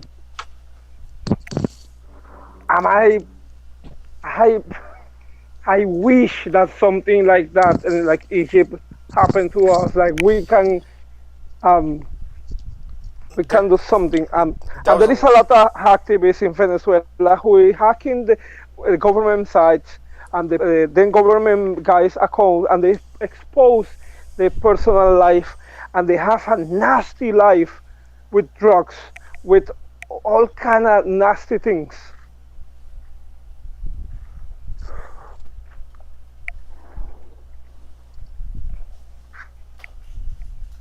Well, that sounds like a typical politician, for sure. But me, no. No, No. Government. that corruption stuff. It seems always to be with these politicians. Well, yes, sex, drugs, and rock and roll, I guess. Yeah, It's power thing maybe. All in what you need. What else do you do when you're a dictator? You know. Yeah. Make Time and porn. money. the new world. This is a new world order, I guess. It is. They just got to install it. Yeah, you know what I mean. Like, never underestimate. You were speaking on Twitter being not trusting it. I don't trust it either. But if anybody remembers it on history, with the Arab Spring, Twitter was one of our tools besides the back channels on IRCs. So I mean, Twitter and social media can always be used as a tool. You just got to know how to use it. Oh, I think what I was kind of convey is they're definitely using those kind of tools against us. Twitter, YouTube, Facebook, all of that stuff. But that doesn't mean we have to stop posting, right? We have to stay at it. You just have to realize what your enemy weapons are. And once you realize those weapons, it's a lot easier to identify once people are aware. Once you know, hey, they're going to push this narrative, they're going to say this, well, then you can wipe that out of the way. You can get down to real information and know the real people to look into. And that's what I would suggest. So use everything you can.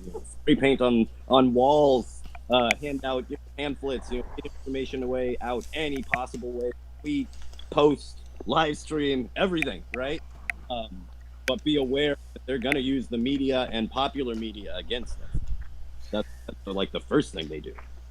Yeah, and they censor these social media sites, but you have to use certain triggers that like make it impossible for them to censor you without taking the entire thing down. Like they're censoring certain hashtags, they're shadow banning hashtags, so you can't see them. But what you can do is actually you start using the other trending hashtags. Like if they're going to censor your hashtag, then you start using the other trending hashtags, and you will force them to either silence everything or stop messing around with you. Like you massively start looking. Yeah. I know how to do that very well. few months ago, it was somebody in Margarita Island. Actually, there is a sister island, small, named Coche. One of these guys from the government, they was making a big wedding, a wedding big ever and expensive, and they bring all kind of yachts and big ships for all the sound systems and lights and everything. They spend real money in that wedding. By chance, somebody I know, it was inside the team who was working for them. This person sent me the information and sent me videos and pictures. My Twitter got crazy in one day. That was real crazy, and everybody in Venezuela was, even all the Venezuelans, they was retweeting all the information I was posting about this. And it was crazy because them people, they got really angry because they was doing that really, really in secret. And they still don't know how that information come out from that island. But they have it allowed about 1,000 person working with them, and they do maximum security, but even the information come out because we are all over. We have to do this inception work and take out the information from their own files and spread it out. And then, believe me, they're gonna feel real upset, and they will take how to say this. They will do things against so many people trying to get to the source. They're not gonna get through with that. So because we are all over, and as Anonymous is an idea, it's a justice, it's freedom, and as the old saying say, we are legion. We do not forget. We do not forget. Respect us.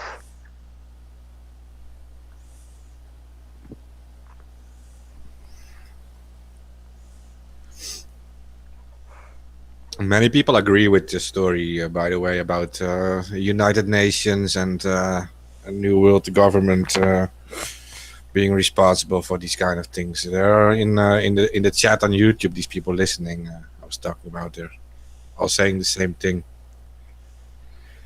Okay.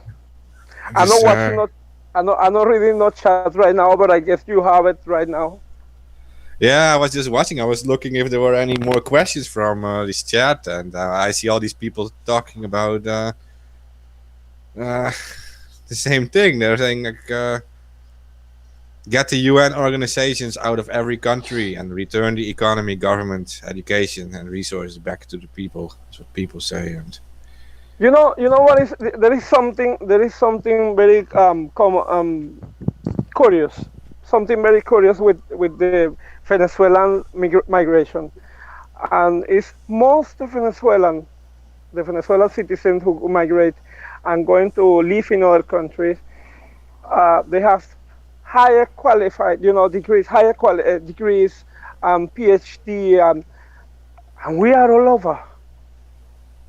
We are all over, and if you go to Chile, most the doctors in Chile right now, they're from Venezuela. And actually in Houston, Texas, there is a hospital over there, and the people who work with with this kind of heart surgery, and so all them from Venezuela, and actually in all the different countries, the people with the higher qualification, they're from Venezuela. The migration, the migrants from Venezuela in other countries who left the country 20 years ago, 25 years ago, maybe to the last 5 years ago, it was people with a high level of education. But the people we're seeing right now leaving the country, walking through the borders, which is Brazil.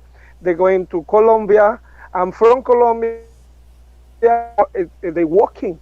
They walking. They sometimes they get in a ride with a truck or somebody in a car. They giving a ride to go maybe the next city, or maybe I don't know how many miles again. But then after they going through the other country like Ecuador, and there is people who walking till Peru. You know what is that? It's like somebody walking from New York to California, just walking, and they have to pass through hot places with a hot weather, and also with cold weather. And people, as I said before, 19 Venezuelan, they got freeze. They got, they die because the place was too cold. It was about 1 degree over zero in that place, because the people was walking and they feel tired, and the night reached and they went to sleep and they never wake up again. And there's people walking till Peru, and then they get some money working in Peru, and they go into Chile, because Chile right now have a nice economy. But who is the president of Chile? Is communist, right? So the United Nations, they say they send plenty people from Haiti to Chile, and these people from Haiti, they mess up the country right now. They're doing shit on the streets. They're having sex on the streets, just like in a car park in front of your house. I saw the same situation with people who coming from Nigeria and they going to Germany. You see all this kind of problem they happen in Germany because they send people to places they should not go. I mean, I'm agree that there is some people who have knowledge and you can send these people to other country and they can fit with that country. But how you send somebody from Haiti, right, and they don't have any education and they send them to a country like Chile? I'm not from Chile, but I have plenty friends and family live in Chile, and my friends and everybody is telling me everything that happened in those countries. Also in Brazil, right now, if you ask a Venezuelan, do you have a friend in Japan? And the Venezuelan will tell you, yes, I have a friend in Japan, in New Zealand, in Australia. They will tell you I have a friend in any country in the planet. Because the people, they spread all over. So what United Nations is doing right now, they getting people in Trinidad and Tobago, right, from Syria. The Syrian refugee, they send in one time these people, they spend maybe a year or maybe 2 years in Trinidad and Tobago, and now they relocate these people to Canada. Who is these people they send in there? I know there is a war in Syria, but who is these people? We know in the history of the humanity that the people from Middle East, and I should not generalize, because that is a real mistake when the people generalize about citizens of any country. But it's a matter of fact that plenty people from the determinate places, they have something in common, like the people from Middle East. Not everybody, because I know there is good people and bad people in every place in the planet. But these people from the United Nations, they're relocating the people with a specific reason. Only they know what they're doing. And if you see, I see plenty people from Jamaica, okay? And I have nothing against the lesbian, I have nothing against the people who is homosexual also, or gay people, or whatever they want to call it.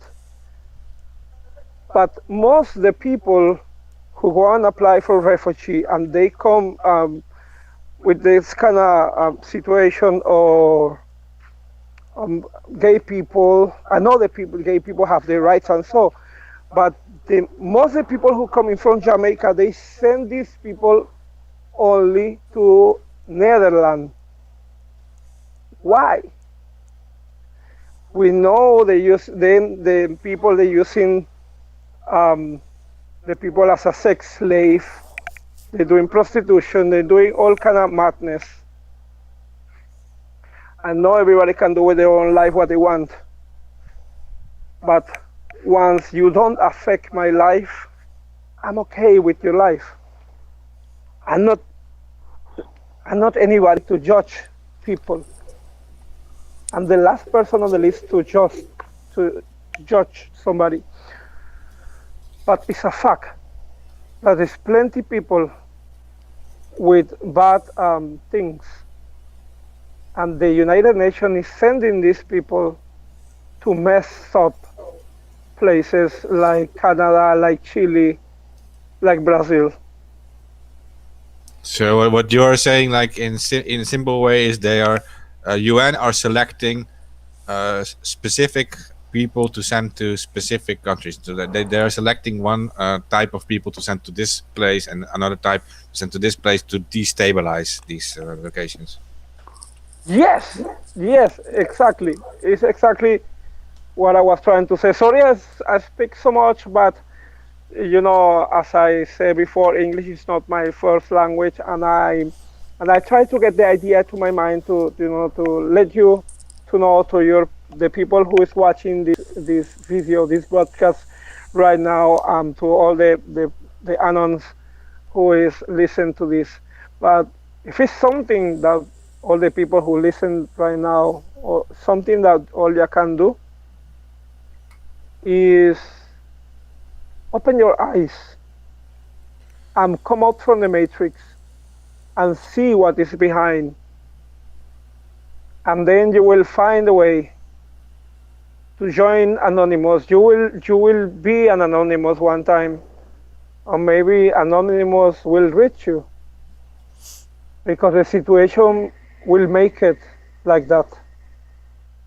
I never thought in my life that I was about to be an activist or somebody who fighting for somebody for human rights or something like that. I never thought that in my life. And even the idea to have somebody to know somebody from the United Nations, I never thought about that in my life. My life before, a Venezuelan common life, it was making a barbecue on Sundays, maybe going to the beach, maybe travel to other country, maybe going to the hills to trying to see the snow in Venezuela. And yes, if anybody gonna ask right now if Venezuela have snow, yes, we have snow in Venezuela. We have all the weathers. We have desert, jungle, snow, and the common spring, as everybody know. But my friend, all you have to understand, open the eyes and come out from the matrix. I don't know if the people have any. I'm gonna try and see if the chat. Now, what is the condition of the internet within Venezuela? Is it being censored heavily, or how much contact, and can you get inside, and so forth? Well, there is a big problem in the country right now is with the electricity. There is places in Venezuela, they don't have electricity for 24 hours, 18 hours, 7 hours. So when the people connect on internet, most of the time is through a cell phone or iPad or something like that, because the people is losing the electronic device who is plugged to the regular current, because the blackout, we have so many blackouts every day. You have to put electrical generator or something like that, to protect your stuff. Because that's one of the things, they have the control of the population doing these blackouts. And every time, and the same thing they're doing with the water, with the food, and they keep the people busy thinking what to do, what next.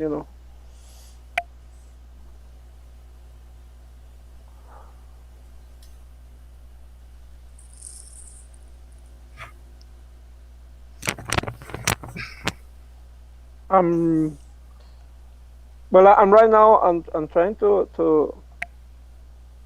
get the link you sent me to go to the YouTube channel. Yeah, we have some. Seems like we have some haters today on Facebook debating on whether we're actually live or.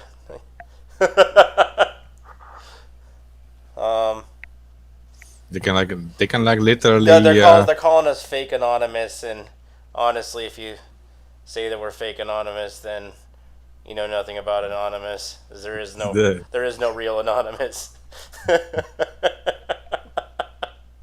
It's an idea. And it Well, still I'm- happens I'm- on Facebook. But, Yeah. Well, honestly, I don't trust Facebook at all. Yeah, none of us here do. Yeah. Well, yes, it's obviously nobody trust in Facebook. And I have a Facebook account, my personal Facebook account, but maybe have 20 pictures of me, my family as much. No number, no location, no nothing. Post. I don't post from maybe 5 years ago or something like that. Don't use the Facebook at all, just to watch. It's a security breach, just even opening up the app on your phone. Well, Yeah. it track you. Oh, it does a lot. It does a lot of things. The Facebook app, that application buries deep into the operating system that you're using on your mobile devices. Yeah, I know that. I just checked the Facebook tire, but there are two people saying that, and they're both using their own names and their own pictures.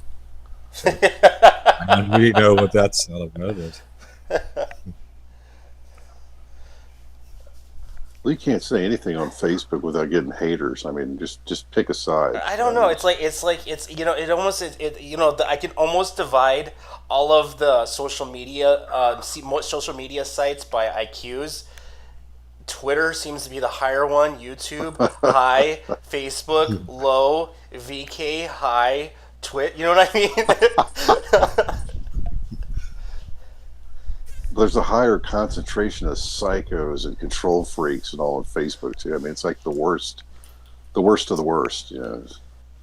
Yeah, well, if these you know what all of the stuff we exposed about Facebook. If these people are even like actively still using this, then I don't think it's very healthy for them to even listen to these kind of shows. But just saying.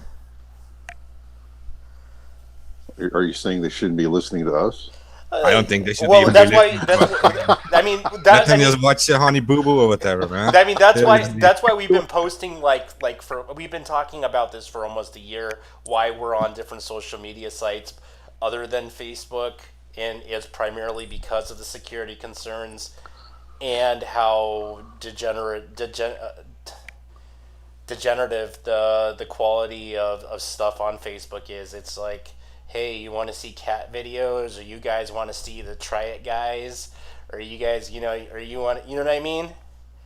It's not Juvenile. Yes, yeah. Yeah. Well, anyway, we're like talking about a very important subject. I mean, there are like actual people in big trouble in Venezuela, and instead of trying to make a weird random comments, maybe just ask serious questions to our guests or whatever. Yeah. Maybe give some input of how you can help or whatever. Like, we're talking about serious corruption and crimes against people. So Well, the corruption in Venezuela is not just in Venezuela. There is so many countries involved in this. Um, there is people even from United States, from Spain, from France, from Middle East, from China, from Russia. This is a real big thing, you know. So I think the nets that we're doing right now, making this link to the people to know what's going on in my country, in my own voice, and me as a Venezuelan, you know, as a person who was living in that country with all the issues that we still having down there. Um, and I know there is so many Venezuelans who will be happy to come and talk to you and tell you what's going on. And actually, there is a lot of videos that we have been making, and the videos name is just like what's going on in Venezuela. And you will have the information in English. And actually, we're making these videos in Portuguese and in other different language for to have a different, you know, to reach to more people.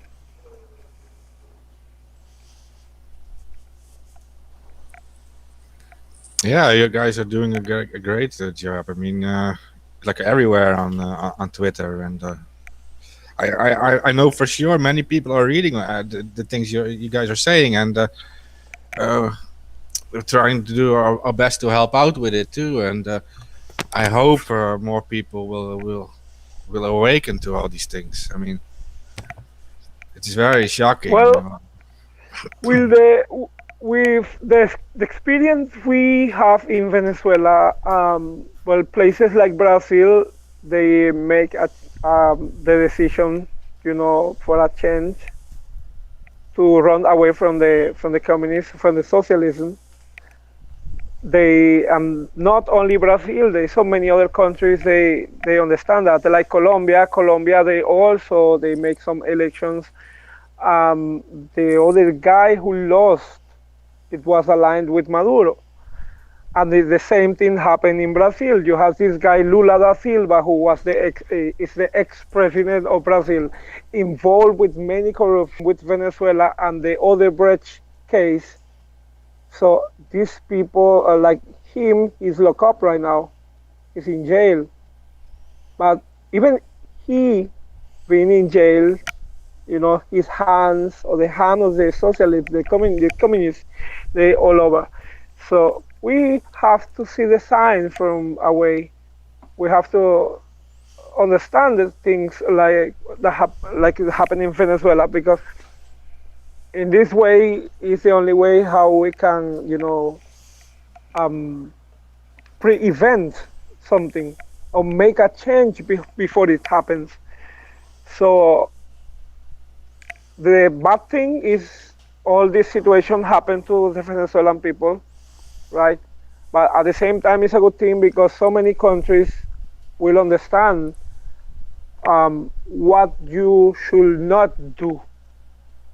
Okay, so this is it's a strong, a really hard experience for the Venezuelan people, but it's a good thing at the same time for other countries who are still on time to make a change in their own places. Over. I think somebody on Facebook asked, are guns legal in Venezuela? No, it's not. I mean, in our constitution, in our laws before Chavez, it was allowed. It was allowed before. Everybody used to have guns like in United States, right? Actually, I used to have a gun. My father used to have a gun. My grandfather, all my family, all my uncles, all my, you know, and you have to go to them a department into the government and apply for that. They make some tests on you, psychological tests, the tactical tests, and then you have to pay something, you know, to get an ID specific, you know, a permit to wear a gun in that time. But that was 20 years ago, right? So Chavez knew that it was a lot of people who have guns, and then he changed the law and then all these guns passed to be illegal. So anybody who was in the system before, now they have to sell the gun to the government. The government will buy it from them, and the people did, because if you is listed right in a government system and now the gun is illegal, well, you have to give away that. Of course, there is a lot of people who getting guns through illegal ways. A lot of people doing that. Right now, in my family, we don't have guns, and if we have, I don't know, and I'm not gonna tell you neither. No. So, but basically, it's not legal right now.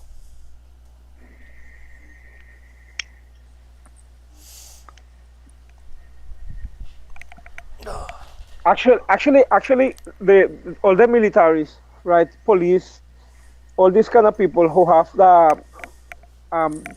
gun they give you. When you leave, if you're going home to sleep, you have to leave your gun locked up. You have to leave your gun in a locker.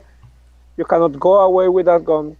But there is so many of them who are really linked into the government of Venezuela. They're doing that. They're going away with the guns. They're doing whatever they want. They making everybody to fear them. And I don't know. I think, as I said before, the people have to get together and make cells and work in some kind of distributed structure, and use codes, and stop to use phones and things like that. But actually, in Venezuela, it's not. It's legal to have a phone with your social network, right? But if a policeman see you with a phone and tell you, "Give me that phone," and they unlock the phone, and if they see something, a message or a picture against Maduro, against the government, my friend, you go in jail, and you can go in jail for depend on the case, maybe 5 years, 10 years, 20 years. That depends on the case. So, and depend also how many people support the person who go in jail. Because if we have a teacher, and this teacher was just walking the road, and a policeman stopping, check the phone, and see they have a picture against Maduro, and this person is somebody who helped the community, a teacher with the people really love and respect, then the people will make they will organize themselves and make some kind of protest, and maybe this person will be locked up for 2 years, and they will relieve this person. But so many cases, like a politician right now, they kill it. They drop it from a floor, from the 10th floor of a building, and the government saying that he committed suicide. And it's real funny. These people, they lock you up 3 floors on the ground, right? And you always have about 4 securities around you, about 4 securities, and people who come and torture you. And people, they come and they turn off the light, they turn on the light, they don't give you food, they don't give you water, they make you feel sick, right? But even though the people, the government, they were saying the guy, he jumped from a building with a 10th floor, right? Nobody gonna eat that, because they have been doing that kind of things before. They kill people, they disappear people, because they know that kind of people they're gonna be a pest for them.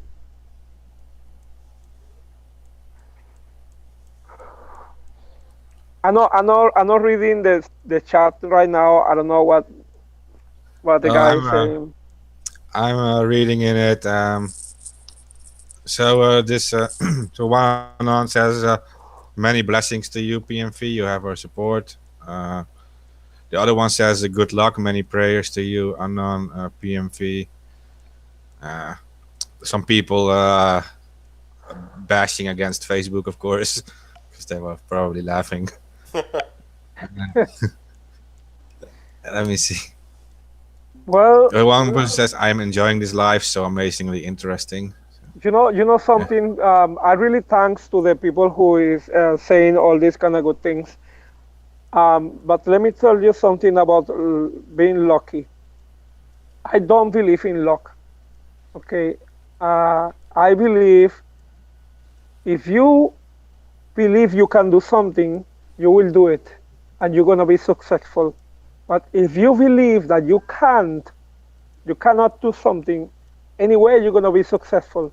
I mean, you're not gonna be successful because everything is up to you. If you want to do something, do it, and do it with passion. So one person like Cass connects with you asks, what is it that you find the largest problem in Venezuela? I'm not sure if we covered that already. I think we covered that already. Well, the the economy is the main thing for most people. The crisis, the economical crisis, affected everybody. And this is not about social classes. This is about the whole people of Venezuela. Because no matter how much money you have, how much knowledge, or degrees, or how many properties, or how many things you have, the situation, the crisis is affecting everybody. My family, we used to be kind of wealthy before. By my father's side and my mother's side, we used to be kind of okay, right? For a year, we have to sell land, sell properties to to being productive, to have, we have the family business and so on, and we're trying to not close the company, but sometimes it's so hard. Like my father closed a company who used to have 50 workers. I know a company with 50 workers for many of you, maybe it's nothing, because in the countries you live, maybe you work in a company with a 1,000 or 2,000 or 5,000 workers. But when you have a family business with 50 workers, and you teach these people, and the family of the workers, and you make everything good for these people and for your own community, and all these situations start to happen to you, just see yourself in the situation that you have a company. You have to make everything to get through for your workers to be all right. If your workers is not all right, if they not feel happy, they're not going to be productive, and then you going down, because then the people will turn against you. They will join to the socialist idea, and they will blame somebody else instead to blame themselves, instead to accept that their own responsibility for their own acts. So the main thing is the economy, how these people, they broken down all the factories, and they thieving all the resources from the country. And there's a different level of corruption in the highest government, in the middle government, and the lower government.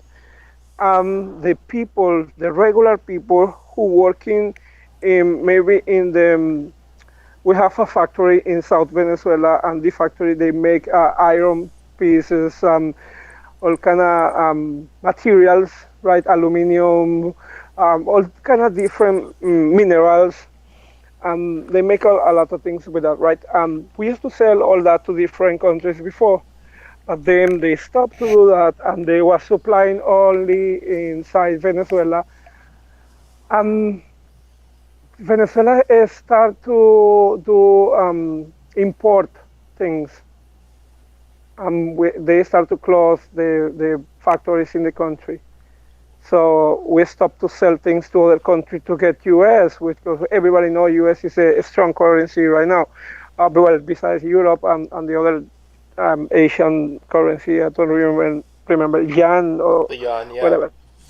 Right. So they start to break down all the companies, and then they start to get into these kind of companies. You know, the hands of the government on these people. They start to get inside, and they start to put people to work, like a friend or maybe a brother, somebody related with them. All these people start to thief. They start to make fake companies in other country. You know, that's what I call a suitcase company. There are some kind of fake companies in so many countries with so many bank accounts, and they moving the money all over, right? So people who used to see, I myself, I remember somebody from my own town, and I always saw this person, you know, a drunk man, real dusty, real bad, every time drunk in a square, sitting on a bench, you know. And one day, I was traveling in the Caribbean Sea. I went to the British Virgin Islands, and I was on a flight from Venezuela to St. Martin. And I saw this guy, and his face was so familiar, and something was telling to myself, I know this guy. And guess what?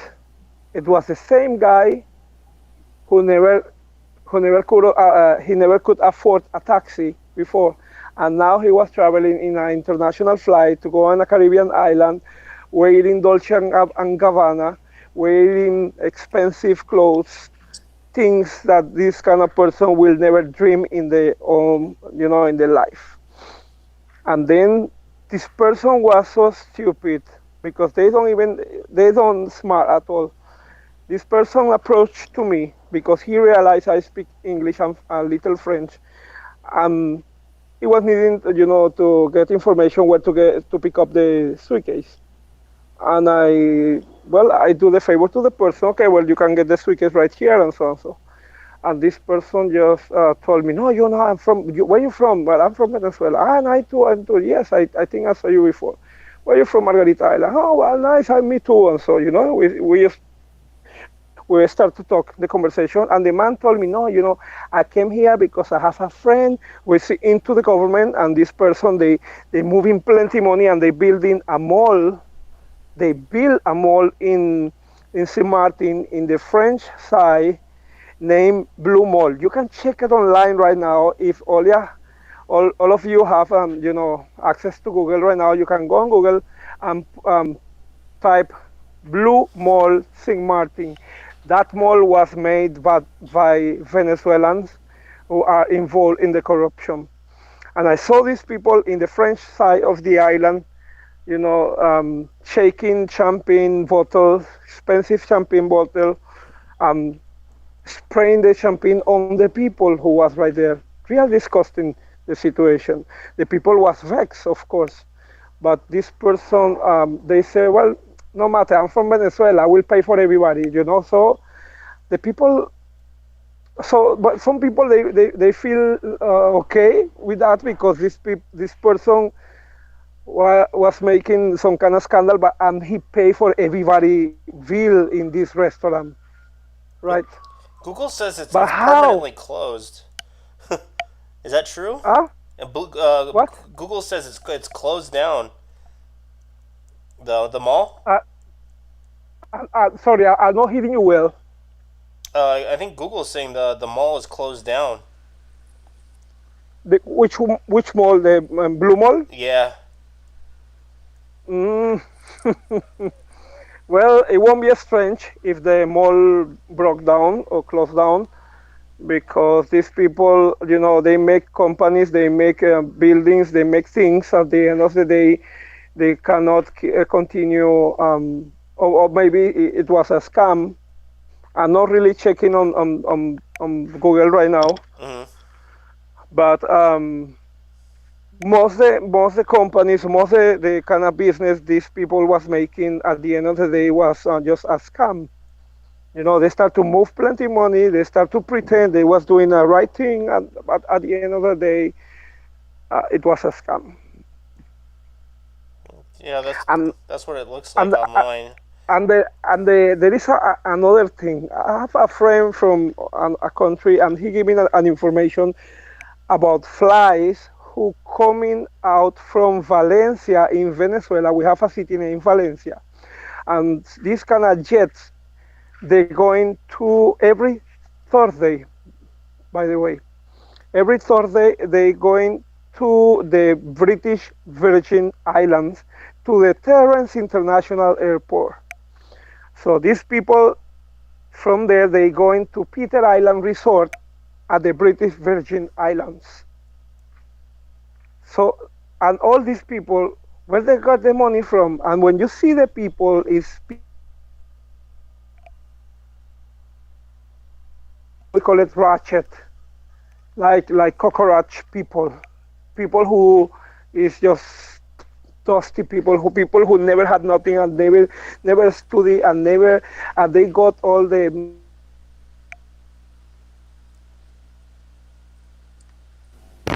Uh-oh. Something is happening. Something is happening to your connection. Hey, Tyler, I searched on the start page, and it looks like the Hurricane Irma took out the The mall. information took to all out of that you, mall. and all of you can check online, all that. Hey, we lost you there for a few. For like a minute. Yeah, You'll have yeah, you lost. We couldn't hear you anymore for a minute. Oh, sorry. So where I was, I don't. I forgot like a minute before the last thing that you said. um, well, the last things I was talking about these kind of people who making this kind of suicide companies, scams, fake companies, making bank accounts in other countries, and they're just moving the money. And as you told me right now, this blue mall is not working anymore again, right? So basically is these people who never had nothing and now they traveling the whole planet because they have money, because they have money who belong to the Venezuelan people, money to the who belong to the country. So as I said before, there is so many people from other countries, these kind of people who like hitman people. They go into Venezuela, or maybe they go into Cuba and they give in Venezuelan passport, and they make a fake life in Venezuela. The same government they're giving, they're making a business for them. They set everything for them, like they have a life for so many years in Venezuela. Business, they make a social life also. And then these people, they go into different embassies and they get visa to go and travel the whole planet, with a Venezuelan passport. So, and you don't know who is these people. Actually, in the last protest in 2016, all the students and all the people who was in the protest on the street, they got somebody from the Bolivian army who was dressed with Venezuelan police uniform. Mm-hmm. Also another guy from Cuba who was wearing a Venezuelan police uniform. How they can explain that? Everything, we take picture of everything, we record everything, we have the proof that these people from other countries, militaries from other countries, mercenaries, they're getting paid to go on Venezuela and to kill the people on the protest. So obviously we have so many spies from different countries, from Bolivia, from Nicaragua, from Russia, from Cuba, and who knows who other country is involved with this.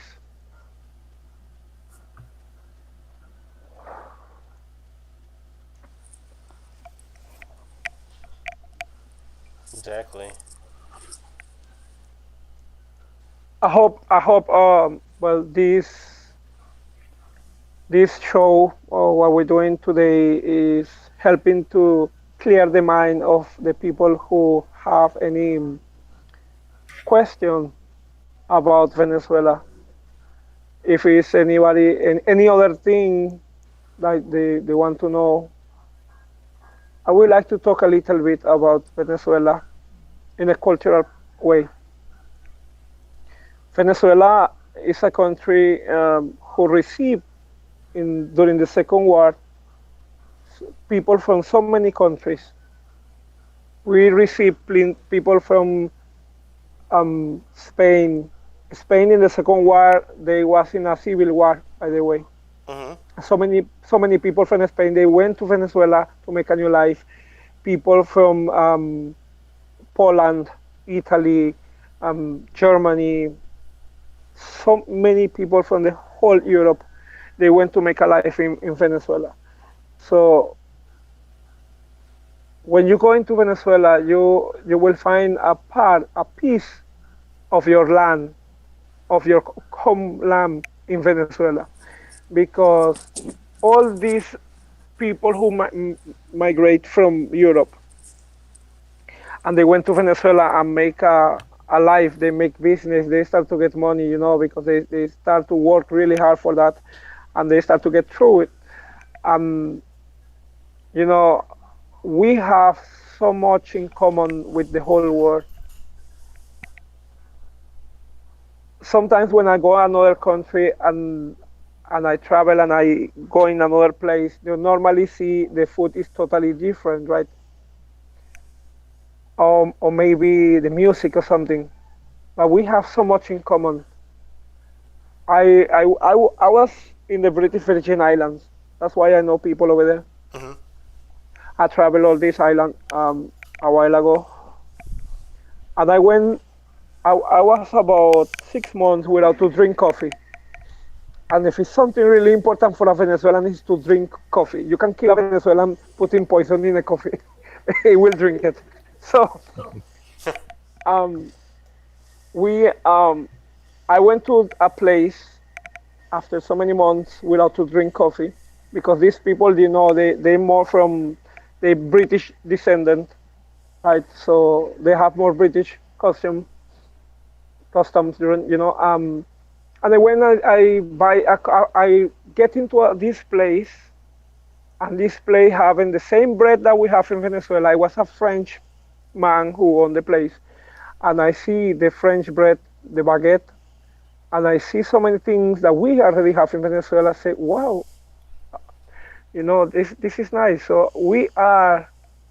Venezuela is like it was like United States from South America, and actually, if anybody don't know right now, the name before of the Republic of Venezuela was United States of Venezuela. That was the first name of the country, right? Well, actually, it was the second name. The first name was the Comandancia General de Venezuela. That was the first name. I don't know how to translate, but anyway, the second name, and it was for a long time, was United States of Venezuela, and our currency, our coins, was in gold for so many years, and then they changed our currency, our coins, to silver. Mm-hmm. And during the Second War, so many people from the the Nazi army from Hitler, they went to all the South American countries. And so many of them, they run away and they hide in Brazil, they hide in Argentina, they hide in Chile, right? So many Nazi descendants, German descendants, they live in these places. They went to Venezuela and they started to thief, our coins, because our coins was silver before. Mhm. I got the opportunity to travel another country named Curacao. In Curacao was the first time I saw a 10 bolivars coin made in gold. And so many countries around Venezuela, they have people who have these kind of coins. My father have $10, like 10 bolivars. Bolivar is the currency, right? Mhm. It was the currency. My father used to have 10 bolivars made in silver. And the name was United States of Venezuela. So when Chavez came to the government, he changed the name of the country to Republic Bolivarian of Venezuela. He started to change everything. Even they're doing a different education to the children. He changed we have a date for the flag, for the national flag, and he changed the day for a few months. He changed the time of Venezuela. He changed the helmet. I mean the helmet. No, sorry, the shield of the republic. He changed that. He changed so many things. Our flag used to have 7 stars, and Chavez at the star number 8, right? Mhm. And nobody knows what that star means. But today, we know that star is the star from the Cuban flag. So it was a clearly invasion in Venezuela. But we have so many cultures right now in other countries. People who have so many skills with musicians, from orchestra. Venezuela, wow, Venezuela was a place Venezuela still being an amazing place. It's just the government and the infrastructure is getting real bad. But if anybody go and search about, we have the waterfall, the highest waterfall in the whole planet. Go ahead. So many people don't. Oh, sorry, I interrupted you at the wrong time. My bad. Well, as I said, we have the highest waterfall in the planet. We have so many things, and I know Venezuela is a place that Venezuela can live only about tourism. And with good management, we could be a country even better than Dubai, because Venezuela have even more oil than Dubai. But these people from the Emirates, they really knew the oil they have is not gonna last long. So that's why they build that kind of city, that kind of place. That's why they climb land from the sea and make those islands, the Palm Island and all the World Islands and all these kind of things, the kind of wonderful things they make, because they know the oil is not gonna last long. But I just want to the people to do the right thing, only what is right.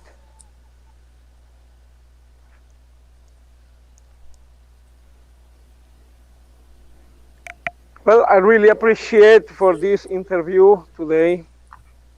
We can make another appointment for other day. Yeah, if you now- have any news to share, just come on the show and give the Yeah, information. and I will let me talk to some people, and I will give them the link of the video from today. for these people, Anon from Venezuelan Anon who live in the States, and for them to see what's going on, what we was talking over here, and then they may be gonna feel like like yeah, well, why not? Let me join or something. So it's Yeah. gonna be really nice. Yeah, and mention your Twitter account one more time if you want for people to contact you. Yeah, anonymous PMV. Okay. Anonymous PMV in Twitter, also in Telegram. Sorry, Telegram, Twitter, Anonymous PMV. Okay. In Telegram, of course, gonna get my direct contact, and on Twitter, well, you're gonna see my timeline on Twitter, what it is about. You will see the picture. You will find some information, maybe in Spanish, Portuguese, but you always can translate doing the translations also.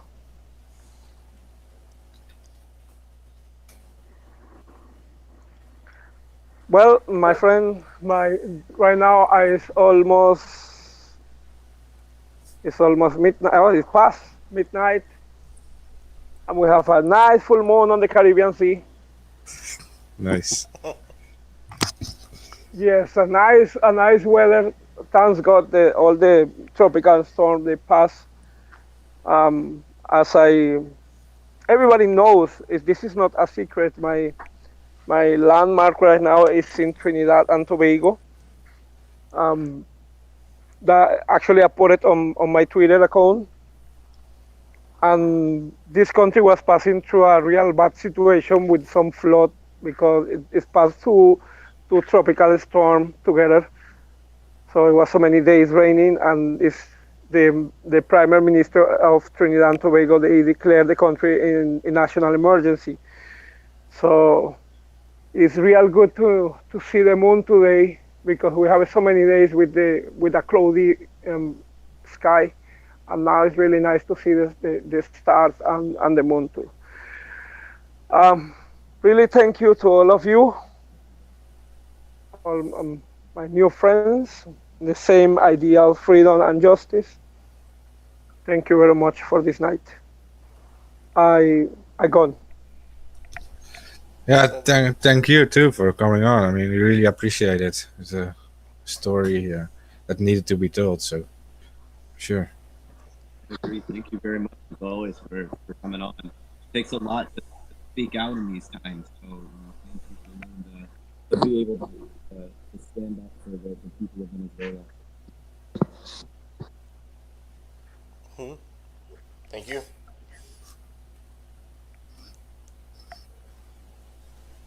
Okay, what other subjects did we have? There's a story that's been breaking out. It's been coming into the cracks. I guess in 2015, the UAE was hiring United States mercenaries for assassination targets in the proxy war that's going on in Yemen. But that's totally legal. Yeah, and there's video proof of what was going on. Well, and it's not. They've been talking pretty nonstop about switching. I can barely hear you. They've been doing they've been talking pretty openly about switching over to a mercenary force, the contracts to Blackwater, Tiger Swan, and all those, and they've been talking about that pretty openly. To just contract everything out. I've read that pretty much like the oil companies and the other companies who go to these areas, that they're all protected by Blackwater and private companies. Like the army is not doing it; it's the private enterprises. They make a lot of money with it. I would believe it. I mean, in some places, look, even I think we do need to talk at some point about the oil spill that's going on. I know that's like breaking news that really happened. Wait, where did that? Wait, I didn't even hear about that. Where's another oil spill happening? Goodness. Okay, so you guys know about the oil spill that was in the Gulf. Where are we at? 4 years ago, 5 years ago. Yeah. So that was actually part of like a chain of oil pipelines, and like another pipeline has been leaking nonstop since that one. Since the one that made all of the news was leaking into the Gulf. It's been leaking since then, and we're talking about millions and millions and millions of barrels of oil, and it's not even been covered. Like the little bit of leak that they had for a couple of days when the pipeline burst was nothing. This has been going on for 6 years since then. Oh no shit. Like the one in the Gulf of Mexico still like has pockets, that wash up on the beaches of Texas every once in a while. They never really fixed it. This isn't fixed at all. I mean, it's not even fixed. They didn't. They said that it was a small leak and that they had fixed it. Not that it's still, and it's not fixed at all. It's still actively leaking thousands a day, thousands of barrels a day worth of oil into the Gulf. It may be the biggest environmental disaster ever. Is what the actual news coming back from it right now. Like the biggest oil spill of all time. On top of the red tide, like I had said earlier, I didn't know the science on it, on whether these hurricanes would spread the red tide or kill it. I was worried that it would spread it farther, spread the spores, and start that process in other places. And it turns out that's what it did. That's what it's done. We're getting reports that people can't even walk around on the beach because it feels like tear gas. Enjoy. Yeah, you know what? I type in oil spill Middle East and there's only like 2 articles that are showing. That's crazy. This is the Gulf of Mexico. This is the Gulf of Mexico, not the Persian Gulf. Oh, my bad. I'm sorry. Yeah, no. I said Gulf, and I guess we were talking about Yeah. a few different issues. Yeah, this my is the bad. Gulf. When you see it, you'll be like, and this is not being covered by anyone.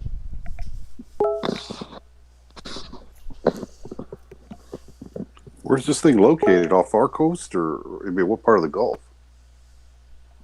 It's a part of the Deepwater Horizon system, but I'm not. Louisiana.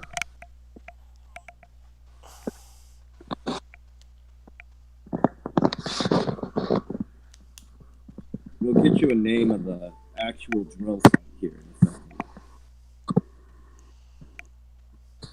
I don't want us to have a whole bunch of dead air.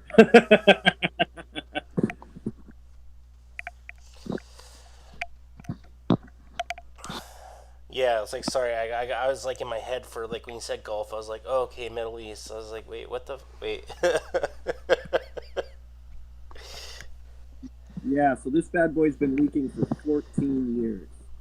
Yeah, because like there, Preston, there's always reports of like oil that or tar that always winds up on the beaches in Texas, right? This is the Oh reason yeah, why. that's like all the time. Yeah. Yeah. This is Taylor Energy, 12 miles off the coast of Louisiana, 700 barrels a day. So that's about what 29,400 barrels a day, gallons a day, and that's been going for the last 14 years. I believe it. That's kind of a small one. I mean, 700 barrels a day. That's. But over the It's nasty, but that's nothing compared to. 4 million gallons over that time. 4 million gallons is insane. That's the most oil ever leaked. 4 million gallons.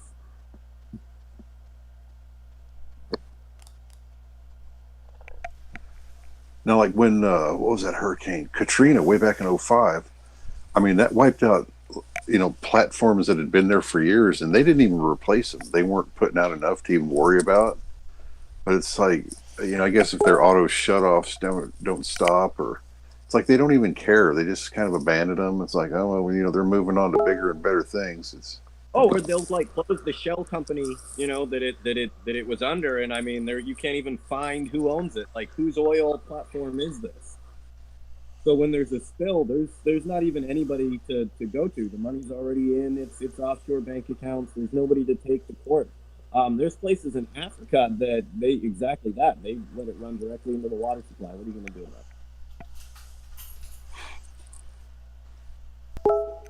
Yeah, red tide. Like, oh my God, please, fuck Monsanto.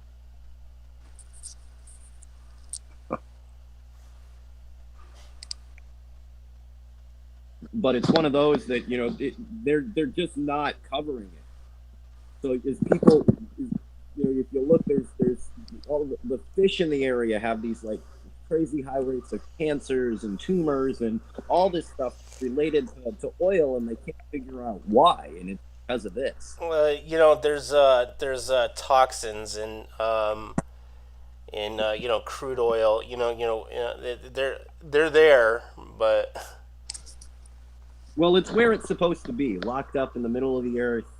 All of that, like death and destruction, and I mean that's really what it is compressed death. well, I mean, That's no, yeah, I mean, naturally occurring benzene and stuff like that. But benzene is a chemical known to cause cancer. You yeah, know. naturally occurring doesn't mean it's good for you. Yeah, Occurring, that's not it's still not good for you. yeah. You can think of all sorts of poisons in things that aren't good for you just because they're natural, and this is one of them. I think, however it works through completely natural events, through amazing forethought of our Mother Earth, the oil was supposed to be locked at the bottom of the ocean, like it was like God intended.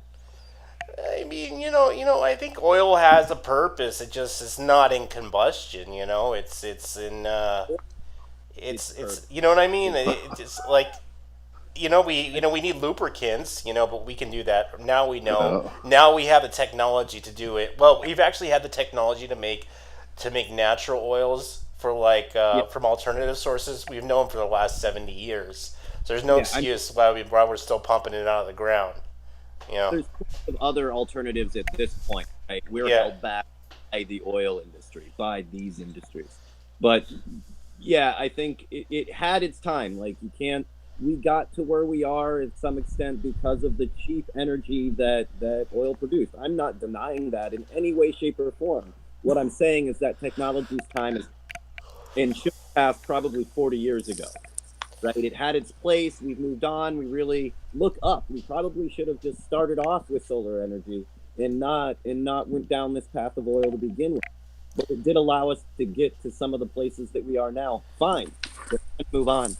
Killing us. Killing I don't. I'm not sure exactly when the photovoltaic cell started, but I believe the first one was around the turn of the century. So yeah, you're right. The technology has been there. Yeah, I mean, it's just one of those. I can't, the energy, more importantly, is there. Look up. You can't look into the sun without it literally burning your retinas. There's so much energy coming off of it. Well, it's easy to they're easy to make. It's a combination of like boron and copper, and another chemical. It's very simple to make a solar cell. Yeah, but they're even starting to do some cool like work with like organic solar cells, and I mean they're starting to really do some really cool things out there. The amount of energy that's available to us is everywhere. They're coming. Yeah, the technology now that they've come up with it's nano. It's the same kind of technology they use for artificial tinting, electronic tinting inside of Windows. And they're using something similar to that, and a couple feet wide of that stuff is producing multiple kilowatts of energy, and that's like a huge breakthrough in the solar community. I don't believe anybody's doing this commercially because it's still like in the research and development. But yeah, I mean, like if they can get something like the size of like your laptop to produce like tens of kilowatts, like that's some new age shit. Well, I mean, it's not even when you step back and look at it. Like, as a human race, we're gonna have to step past burning dead animals. Yeah. That's as far as we've gotten in production, right? Like, no matter it's burning a dead animals under a little bit of pressure, hooked up to a cam, but in actuality, that is pretty that's pretty stupid. Like, we haven't progressed all that much. We'll probably find in the near future the same way that we seem that fire changed our outlook on everything. There's probably energy that we haven't even discovered yet all around us, and it'll seem that obvious as fire is to a person now. You'll be like, oh well, I mean, why didn't you use the dark ether that's all around you? Jesus, you could have ran your entire planet off of one little one little piece of this stuff. But we haven't even discovered like that. Oh, you mean like dark matter and stuff like that, making it stable and antimatter or whatever the fuck they're calling it. No, I'm talking about the next thing. I'm just pretty much making up a word. I'm saying there's energy all around us that we've been too stupid to even realize. It hasn't been named at because we're too stupid to see it. Yeah. You know what I'm saying? It's the same of like communication over long distances. The technology, the subspace technology to communicate under far distances, we haven't discovered that yet. Add on it. Oh Right, yeah, like- we haven't. There's theories about stuff that travels faster than the speed of light, but it's all Star Trek stuff at this point. Oh yeah, we haven't went very far. What do they down. call it? What are they calling it? Tachyon beams. Oh, there's tachyons. There's Yeah, but that's all theoretical. particles that are entangled. There's all sorts of stuff. But imagine that you're somewhere. You're a species that's trying to communicate with someone, and you're using Bluetooth, right? The stupidest like technology that you can think of. Even if you were the smartest caveman on the planet, right? He's smart as you as I. He's too stupid to even know the signals that you're sending. They may be broadcasting to us 24/7 on the sub ether, and we don't hear it because we're too stupid. We're too busy supporting the fossil fuel industry. We can't understand that kind of. Yeah, like Now we still eat dead animals. Yeah, we eat dead animals. That's- We travel by lighting dead animals on fire. That's about as far. well, Right? no, I mean, I think I was schooled. I think there is a restaurant chain that is using the artificial protein burgers, but yeah, they're grown in a lab. But yeah, I like that. Yum. they don't. No, I heard they don't taste very good. One, I mean, I doubt. I'm sure the corporate farming will tell you that. Like, I look forward to the day where we can, take, one pig will be, we all decide is the good one, or whichever one we're cloning, or versions of pigs, or whatever, so that we get away from this corporate farming bullshit. And yeah, maybe some happy pig or happy cow will live its life on a farm. Be a little picture of it on your burger. Right? This is the one that it's grown for. He is scrumptious. His life has been saved. But I think like that's one of those technologies that I always ask, if you're vegan, why are you not investing in this? Right? That's like win-win for everybody, no? And once like Burger King or McDonald's gets on board, like, come on guys, Burger King, McDonald's, imagine the money that you could save. Oh yeah, if you're not- the demand for did you know all of those companies, they got like a grade F, as far as the quality of the meat. Yeah. Like, but eventually one of those companies is gonna buy, it's gonna figure out they're into like mass producing food. So mass produce a crazy lean, where's the beef fucking burger for everybody. That's like right up McDonald's. Hey, get on it, guys. I mean, like free range animals always taste better because they're grown and they live in healthy conditions. Like you would have, people would be happy that the cow that's made from, or that its cells come from, some happy cow in Wisconsin, or some pig up in upstate New York. But there's only one of them. Everybody, it's a big deal when it has babies or something like that. Like, we don't have to make this whole industry of death that we got going on. That's how it's put together. I mean, we're gonna have to get over feeling bad for the people the giant, monstrous, uh, overfunded corporate farming projects. So those thousand people are not going to continue to make billions of dollars. I'm fine with that. The biggest problem with corporate farming is not is actually not the health conditions that go on there. It's the most modern farms have absolutely, they only have one or two solutions for the sewage Yeah. problems. And I've heard that from documentary to documentary to documentary to documentary. And what they do is the biggest solution is to get a cesspool of shit, and then they get a hose attached to a sprayer to spray onto the crops for the next year. But you're still left with this overflow of like toxic sewage. I mean, there's some They, guys that have turned them into methane factories, but even those have only a shelf life of so many years before they got to be replaced. now with the storms, they pretty much, with these Superfund sites, they pretty much stored it and just waited for the storms to come, right? And once the it is no longer my problem, and that's exactly how they looked at it. Like they have spread toxic sludge from like one side of the country to the other just by hey, we're just gonna hold on to it, put it right next to the river, and eventually, every 10, 20 years, that bad boy will flood, and then it's no longer our problem. Yeah, that's how they pretty much deal with it. Yeah. I mean, what are you gonna do with a cesspool of fucking piss and shit from animals? Well, I There are things you can do. There are things you can do with it. You can turn it into a usable product to make it disappear. But most mega farms are not gonna invest an extra $10 or $20 million into that. You yeah, know. look, that's a couple $1 million in my pocket, or a couple $1 million. Which one do you think are a couple $1 million to take care of this? Sometimes Well, most farmers don't have the extra pocket change to even go around there. A lot of farms, even mega farms, are, they only got so much wiggle room because they have to produce, produce, produce, produce.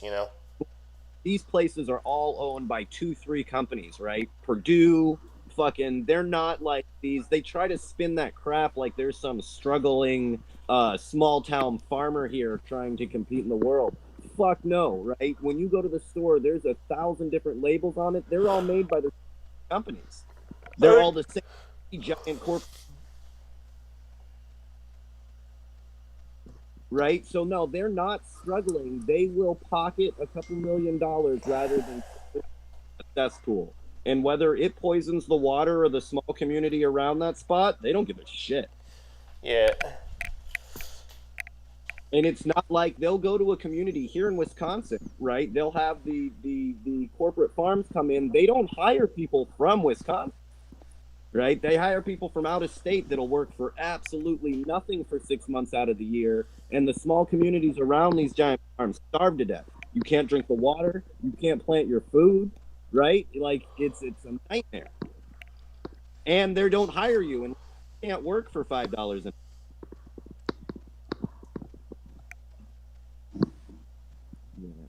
Yeah.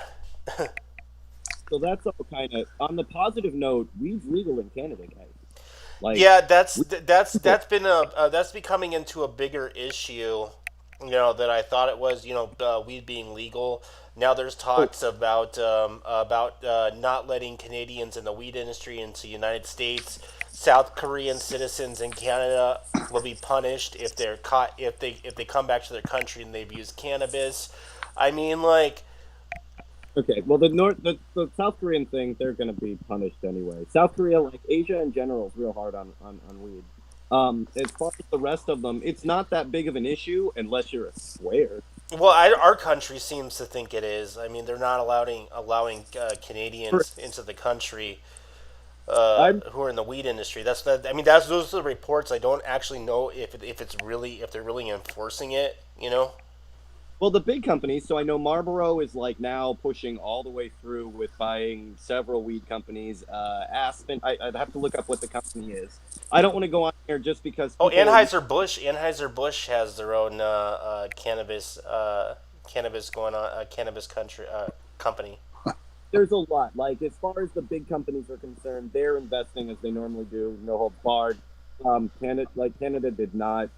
like fall into. I don't know. God was gonna light it on fire or something. What was gonna happen last week? Yeah. Whatever. But yeah, I'm sure Jeff Sessions was pacing insane back and forth in his because of those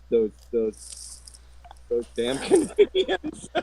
Well, I didn't. You know what's really strange is like why would other countries have a fucking problem with it when it's legal on their own borders? It really shouldn't bother you unless they're trying to travel over the border with it when it's not cool and X, Y, and Z. But even the people on the other side of the border agree with it and feel it should be legal. well, yeah, if you cross from the Washington, if you cross from the Washington border from that state to Canada, you just went from legal to legal, recreational to recreational. There's no issue there. I mean, Canada just went to being just even nicer of a place. Great work. You're making us look so fucking bad. Do you guys notice that as soon as Canada fucking legalized weed, we immediately pulled out of the Short-Range Nuclear Weapons Act? Yeah, I noticed that, and Trump says that he's gonna build more nuclear bombs until the world comes to its senses, and I'm like, that's what he said, and I'm like, are you fucking I don't know what to say to our commander in chief anymore, other than you're fucking stupid. That's the stupidest shit I've ever heard. Yeah. No, like the one that they pulled out specifically are short-range ballistic nuclear weapons. So Mexico and Canada, 300 miles. Who are you nuking in 300 miles, Mexico or Canada? Who are you so mad at in Canada? Oh yeah, it was the IN. We breached out of the INF agreement, which was the or whatever the fuck it's called. Yeah, for the short range or the medium range missile agreement. Which I thought, are we still mad at North Korea or not? So like, you guys need to dismantle your nuclear weapons right away as we pull out. Yeah, exactly. Like we're telling North Korea you need to get rid of your nuclear arms, but then fucking Trump says, "Oh no, we're gonna make more." Like, okay. That's your big red flag right there. I mean, that tells you all you need to know. That's straight out of a psychopath handbook, One way over here, another way over there. Yeah, two sets of rules, sure. Yeah, God. Oh my God, Trump. I wonder. I've been watching this show, Survivor, on Netflix. Where and I'm just like kind of seeing what happened yesterday with the pipe bombs, and I'm like, holy shit, the world really is just like TV. Oh, like the worst situation ever, because there is so much that you can't say. Like, just so much in all of that you just cannot, in all good consciousness, talk about. So, I mean, this is really what I'm going to put down here. For the people that they were sent to, if you feel fear for you and your family and all of that, think about that the next time that you order a drone strike on somebody's family. That is how they feel. And I think, if anything, that's what you need to take away from it. Because that fear is real. Let me tell you, nobody was killed in this. Nobody was hurt. That fear that you had is from what could possibly happen. When you order somebody's family to be killed by drone strike out of nowhere, families are actually killed. It's not just fear, it's reality. And that's reality for millions and millions of people right now. And that's what I would take away from that. Oh yeah, for sure.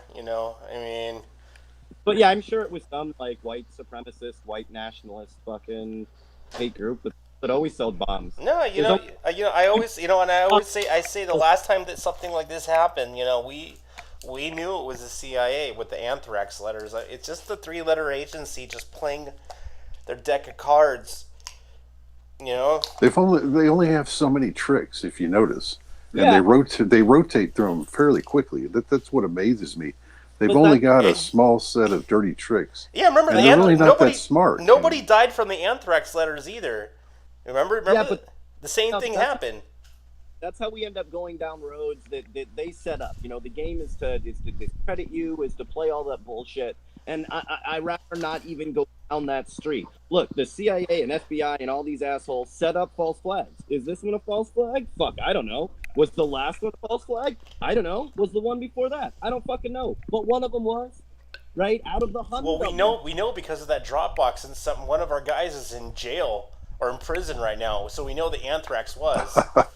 Oh yeah, or even what we posted the chemical weapons attack in Syria, all a good setup. Those are false flags. That's undeniable. That's for real. But to go down from these, they like to play all sorts of fucking games.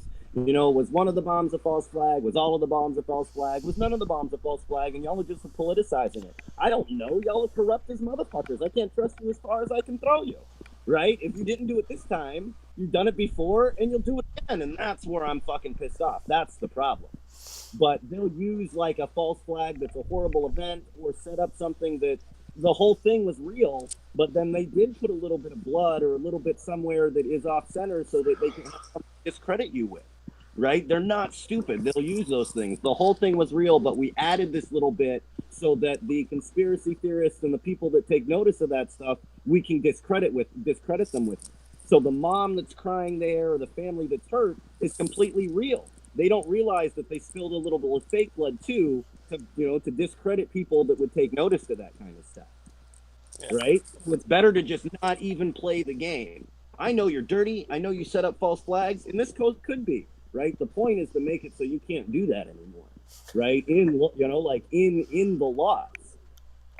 No more false flags. Y'all can't do that. Why? What do you mean false flags? You can't do that. Well, well, it sounds illegal. You know, I mean, it's like you just can't do that.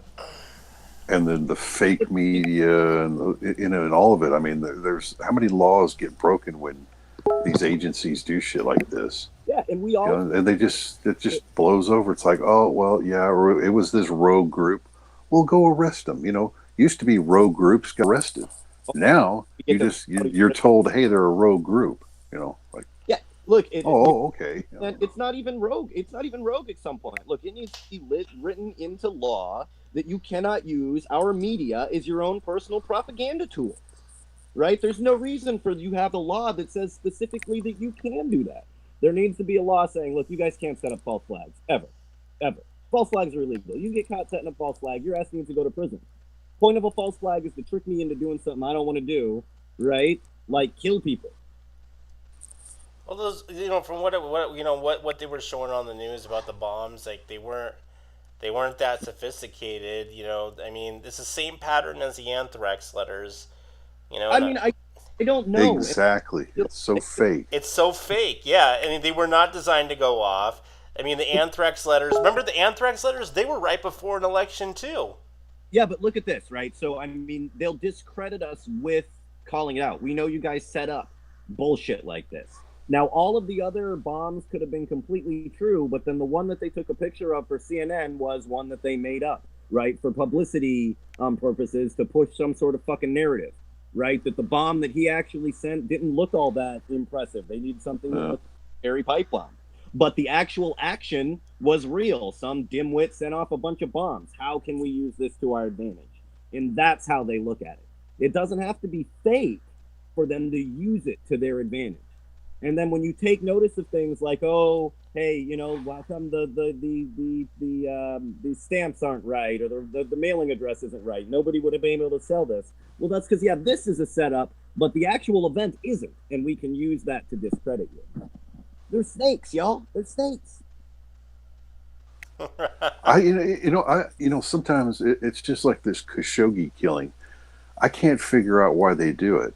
It's like, what purpose, how does that, and especially since you get caught at it 90% of the time, plus with these governments, it's like, why do you do it? Because most of the time it doesn't do you any good. You're so bad at it, and the story doesn't even fit, and it's like, why do you even do it? It makes no sense. Yeah, specifically, as far as the royal families, I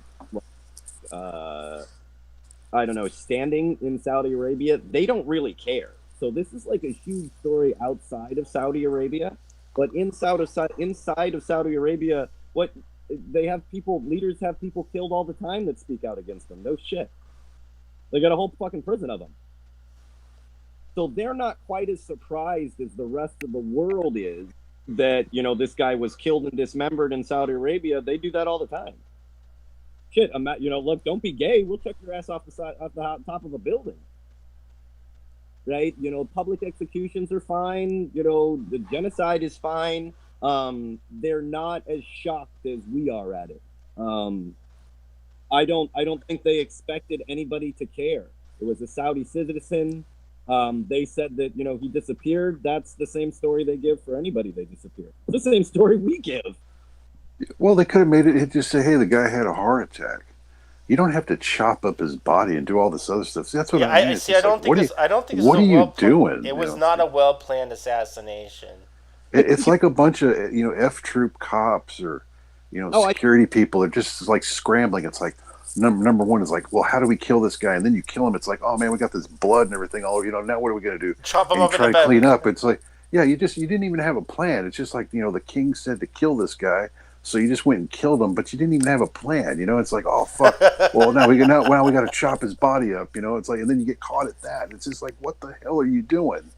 Or even their excuses. Well, next, and I can tell you guys right away. So our QAnon followers, y'all can do backflips about this shit.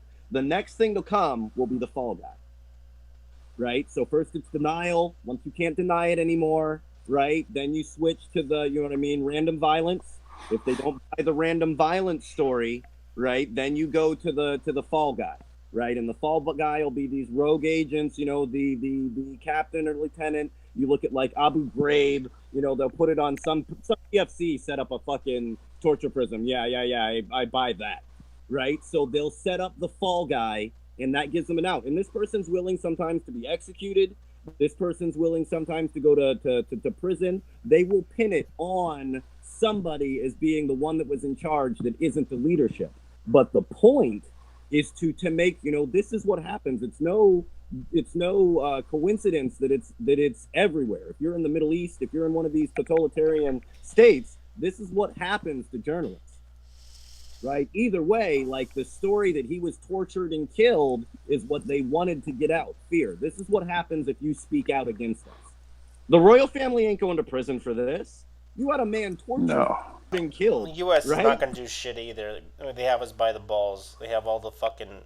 Oh, what are we gonna do? Not sell them guns? That's literally all then they cut off our oil supply. That's not gonna work. That's why we're not gonna do shit about it. Like, and this is where it comes to those guys. Like, if Trump was the real deal, like, now's the time, man. Don't give a fuck. I'm down. The American people would support you. Come out and be like, look, I'm tired of the Yemen thing. I'm tired of you guys executing people. Until you get this shit together, we ain't buying none of your oil. Right? We got plenty of countries that'll sell us oil. We got plenty of oil in Texas. We're switching over to green power. I don't give a fuck. But that's not what he's doing, man. If it's sell more weapons. Of course not. But we're so cavalier about killing people. It's like, why would we care? It's like, oh, hey, you guys are finally catching on. You got this guy. It's like, we're drone bombing and killing people left and right. It's like we don't care. Doesn't even make the news. Make it the list. If we don't like you, we will send in a team to execute your ass in the middle of the street and video record it. Right? You don't remember Libya? Yeah, and nobody gets in trouble. It's just like, even Hillary, she can, laugh about it. We came, we saw, he died. So she's bragging about it. Hey, hey, that's okay. At what point did the State Department be, head of our assassinations team? When did we sign up for Hillary Clinton? And you name off of these stuff. Do you remember us voting to go to war with Libya? No. But yet we're murdering their leaders. Like, at what point, we voted to go to war with Iraq and Afghanistan, and that was it. And now we're at war with most of North Africa, right, and all of the Middle East. Yeah, it's like big time mission creep, and nobody, your Congress is AWOL. They're AWOL about a lot of things nowadays, and so it's like, where's the authorization? Oh well, there really isn't any, but hey, that's okay because this is the new America. The post-constitutional banana republic where you just do whatever the fuck you want, and it's okay. As long as it's a drone, you can fucking carpet bomb them. You're not at war if it's drones, I guess. Yeah, look, because they even do it all this. It's like, oh well, yeah, this school bus got blown up. You mean a school bus? Really? That's a target? Ambulances are a target? Since when? Your weapon, like with more munitions, and chances are,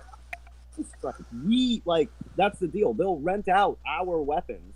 So, like, we're not technically the one that blew it up because you were telling us to do it. That cool little globe thing that they had.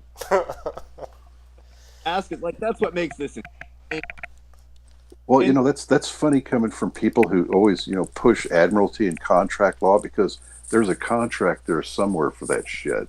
So you don't just get to walk away and act like, oh, it's like we did all these little things. This is like the shit you hear from Facebook and Twitter, how they're public squares, but they're not. All this mumbo jumbo. It's like, look, there's a you know a custody trail here in a contract. It's like, give me a break.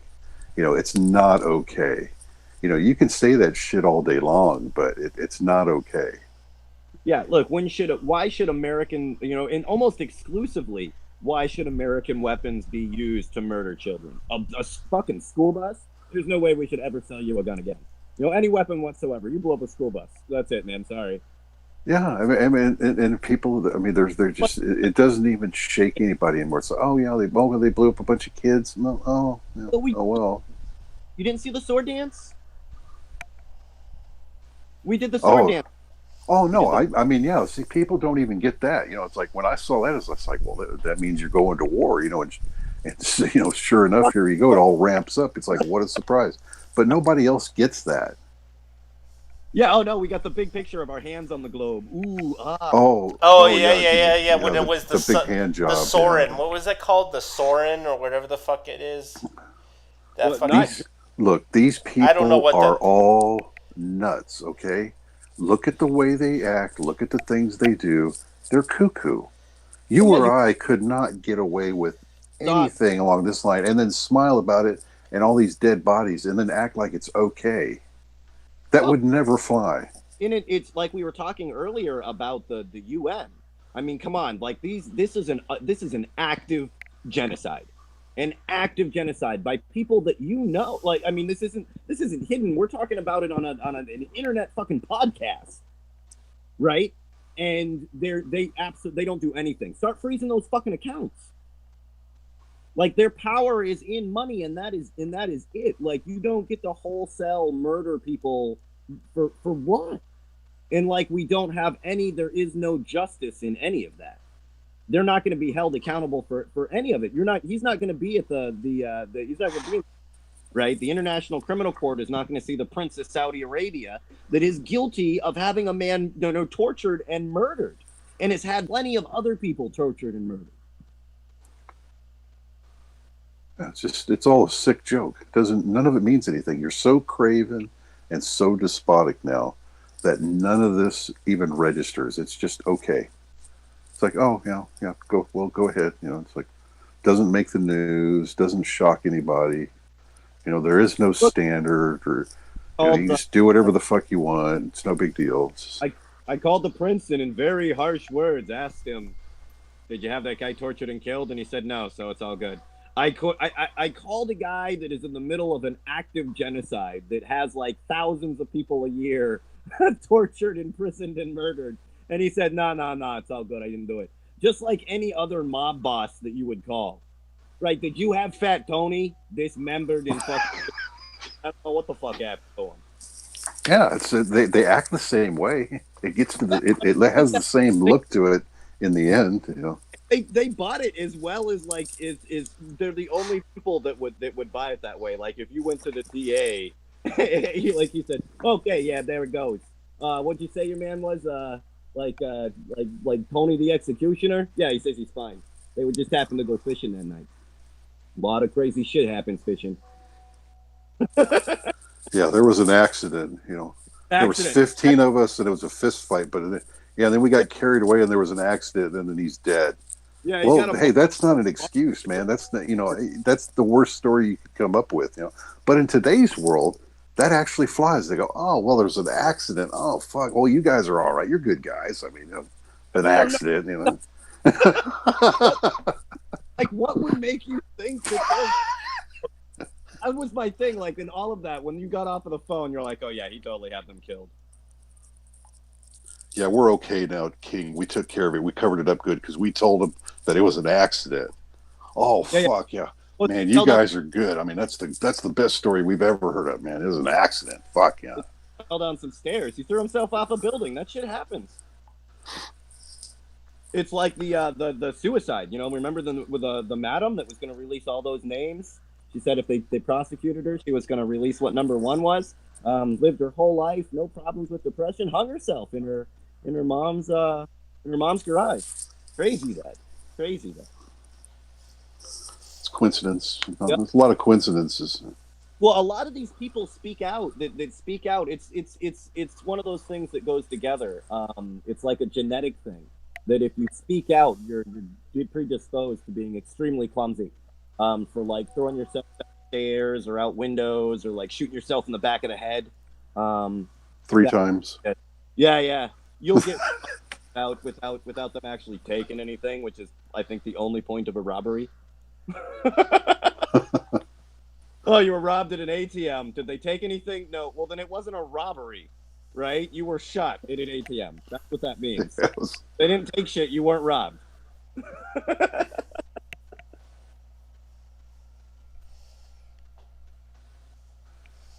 Wow.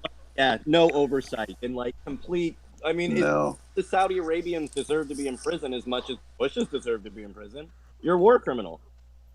That Will is you true. ask for it? No, never.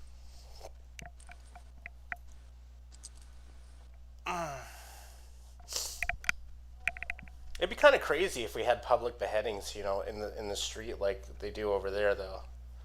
We might have to do 1 or 2.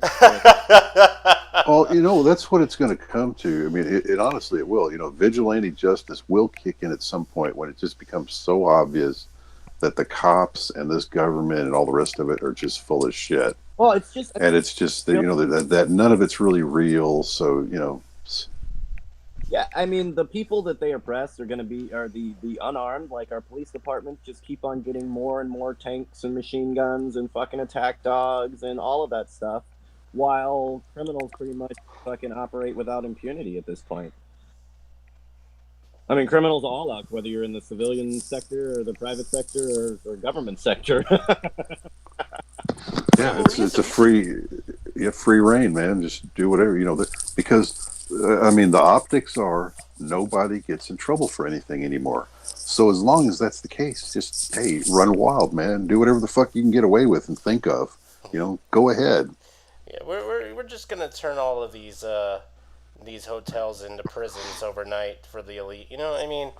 Literally, like the stuff that goes on in Saudi Arabia is like, it's crazy. Well, it is crazy. I mean, like literally, like there's especially with women treated as property and stuff. It's crazy. Oh yeah, all, and I repeat this to people that are listening. All of them that have spoken out in Saudi Arabia are in prison. Right, the people that are speaking out have left the country of Saudi Arabia, but all of the activists that were speaking out, the driving thing, that were speaking out about women driving, that now the prince claims to support, right? They're still in prison. A lot of them, exactly like this journalist has been murdered, right? Was murdered. A lot of the women that have been put in have been tortured and murdered, and these guys are sick as fuck. They believe in sexually torturing women. Like, that's part of the game. Like, it's not just, if you're a man, they'll torture you in all sorts of weird ways. Like, they've got whole things set up for fucking gang rape. And I'm not even, you guys can look this shit up. That's part of their fucking torture game for women. How do you keep a woman from speaking out? Like, send her to a prison and have her fucking gang rape. And then dismembered and thrown in the fucking, in the back of the prison. That's not, look it up. That's not hidden. And those are the people that when they asked, did you have... Oh, yeah, but then if they claim that they got raped, they get arrested for illegal sex. Yeah, if you come out and speak out that you were raped by anybody, if it's official or anything, that's your fault. Yeah. No doubt. What were you doing outside your house without a man? Were your cousins there? Did any of your brothers see it? Were they paid? Right? Because it's no damage to you, right? Were they paid a fair rate for you? Well, when you have a culture like that, it becomes a problem because it really is. Those are the threads. It's like, okay, that may be okay for you guys to do this to the women and so forth, but it leads to all the rest of it because it's like if you can get away with that, it just justifies everything else. Yeah, and I mean, you've gone down the wrong path. and I don't want to seem like on a high horse with this, because to be in all actuality, you know, America is maybe 20 years, 30 years ideologically ahead of Saudi Arabia. Right? There's countries that are way ahead of us in that thinking, but we're kind of the bottom of the barrel. Right? We're not like it was only a very short amount of time that being gay is an executable offense. It's only a short amount of time that being in an interracial marriage was an executable offense, right? Where wanting to go and vote was an executable offense. We are such a short amount of time past, and that's, I mean, it's still now illegal to be a minority and exist in America. You can be executed at any time for any reason, right? We're not as far ahead of them as we sometimes make it seem. Like we're one police state chucking rocks at another police state. Right? Free Red Fawn, free Leonard Portier, right? Like, you know, we got plenty of political prisoners. Yeah, really. I mean, it's just, you know, we have a way of covering it up different. I mean, that seems convincing for some reason. Why? Because we make it proper without pinkies up in the air drinking tea. Of course. We did it democratically and we gave him rights. How dare you, Tyler, even suggest that? We told him he had rights, so it's okay, and we gave him a lawyer, but we still waterboarded him and killed him and shot him in the head. Yeah, but you were the nice guy. You told him he had rights before you fucked him over. It's like, you know, okay, whatever. Yeah. And that makes you a good guy. You know? Only in America. We're going to be upset about this journalist, but and you know, the journalists that are in prison, but then, you know, ignore Guantanamo Bay or like any of the CIA secret torture facilities. Like, how many people do we actually have? Okay, so I understand Guantanamo is in a weird place. It gives you this out because it's not on U.S. soil. How about the one in the middle of Chicago? Right, you know, like the secret police prison you guys got there. There are places like that all over the U.S. Yeah, there are now. Yeah. It's because it's okay. Nobody does anything about it. It's like, oh, it's a secret torture facility for Americans. Well, that sounds reasonable. Oh, okay, you know. Well, and they figured it out for the numbers. So, like the FEMA prisons that we got going on now and the detention centers, it would actually be cheaper to rent a Holiday. And they're like, oh, well, we don't know how to deal with any of this. Well, is there any, you know, we don't know how to deal with the refugees from the hurricanes, from everybody in North Carolina and South Carolina. Well, did you try to do it, like, not in a prison? Like, just a normal house. Like, you don't have to get them up at 5 o'clock in the morning and fucking count anybody and run a weird prison. Just, like, a normal, like, refugee center, right? Where you can come and go as you will and get some food and some coffee and whatever. You don't have to run a weird prison center for everything. Like, hey, we have a one-stop, you know, solution for everything, and that's like, first it's a prison, then it's a torture camp. You know, no, we should call them gulags, what they really are. You know. Yeah.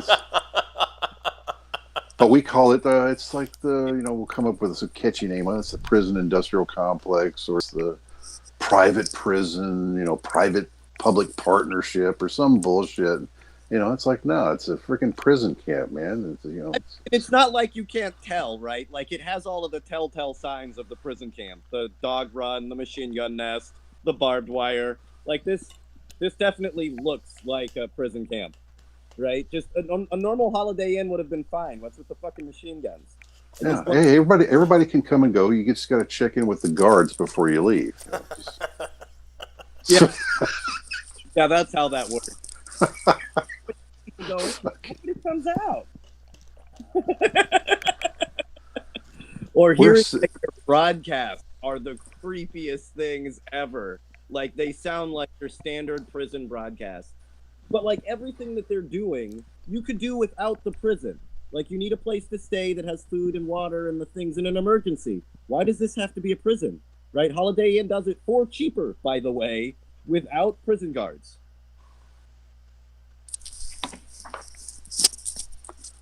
Well, then you couldn't be an authoritarian asshole if you were. Come on, you're never going to get a job in government, Terrence, if you don't start catching on to how shit works. Put on your black boots and your. I come into this world like a child, right? So sometimes it does have to be split. Like, God damn it, Terrence, you're just not fucking hitting it, man. Yeah. you're never going to get a job in government if you don't get with the program. You have to be willing to kill people for no reason after you read them their rights. Why are we wasting Yeah. our time with reading people their rights? Like, the fact that you're already in this position seems like you. If somebody's reading your rights through a like voice machine and a black mask, they're probably not your rights. You know, They refer to you as citizen. Chances are, they're not your rights. Right? They're not going to respect your rights. Citizen, please stop resisting. Citizen 17552, you have the right to an attorney. The state will possibly appoint you one. Warning, you are exercising free speech in a no free speech zone. outside of a free speech zone, yeah, man, that's 5 years right there. Outside a designated free speech square, which is about 1 foot by 1 foot square, The idea of a free speech zone has said you probably went far. Well, hey, you can go over to all these other public squares like Facebook and Twitter, because they're public squares, but then you can't speak. They're public squares, but then you can't post anything. Whatever, man. I mean, but see, here's the thing. It's like these guys, like Dorsey and Zuckerberg. They actually take themselves seriously.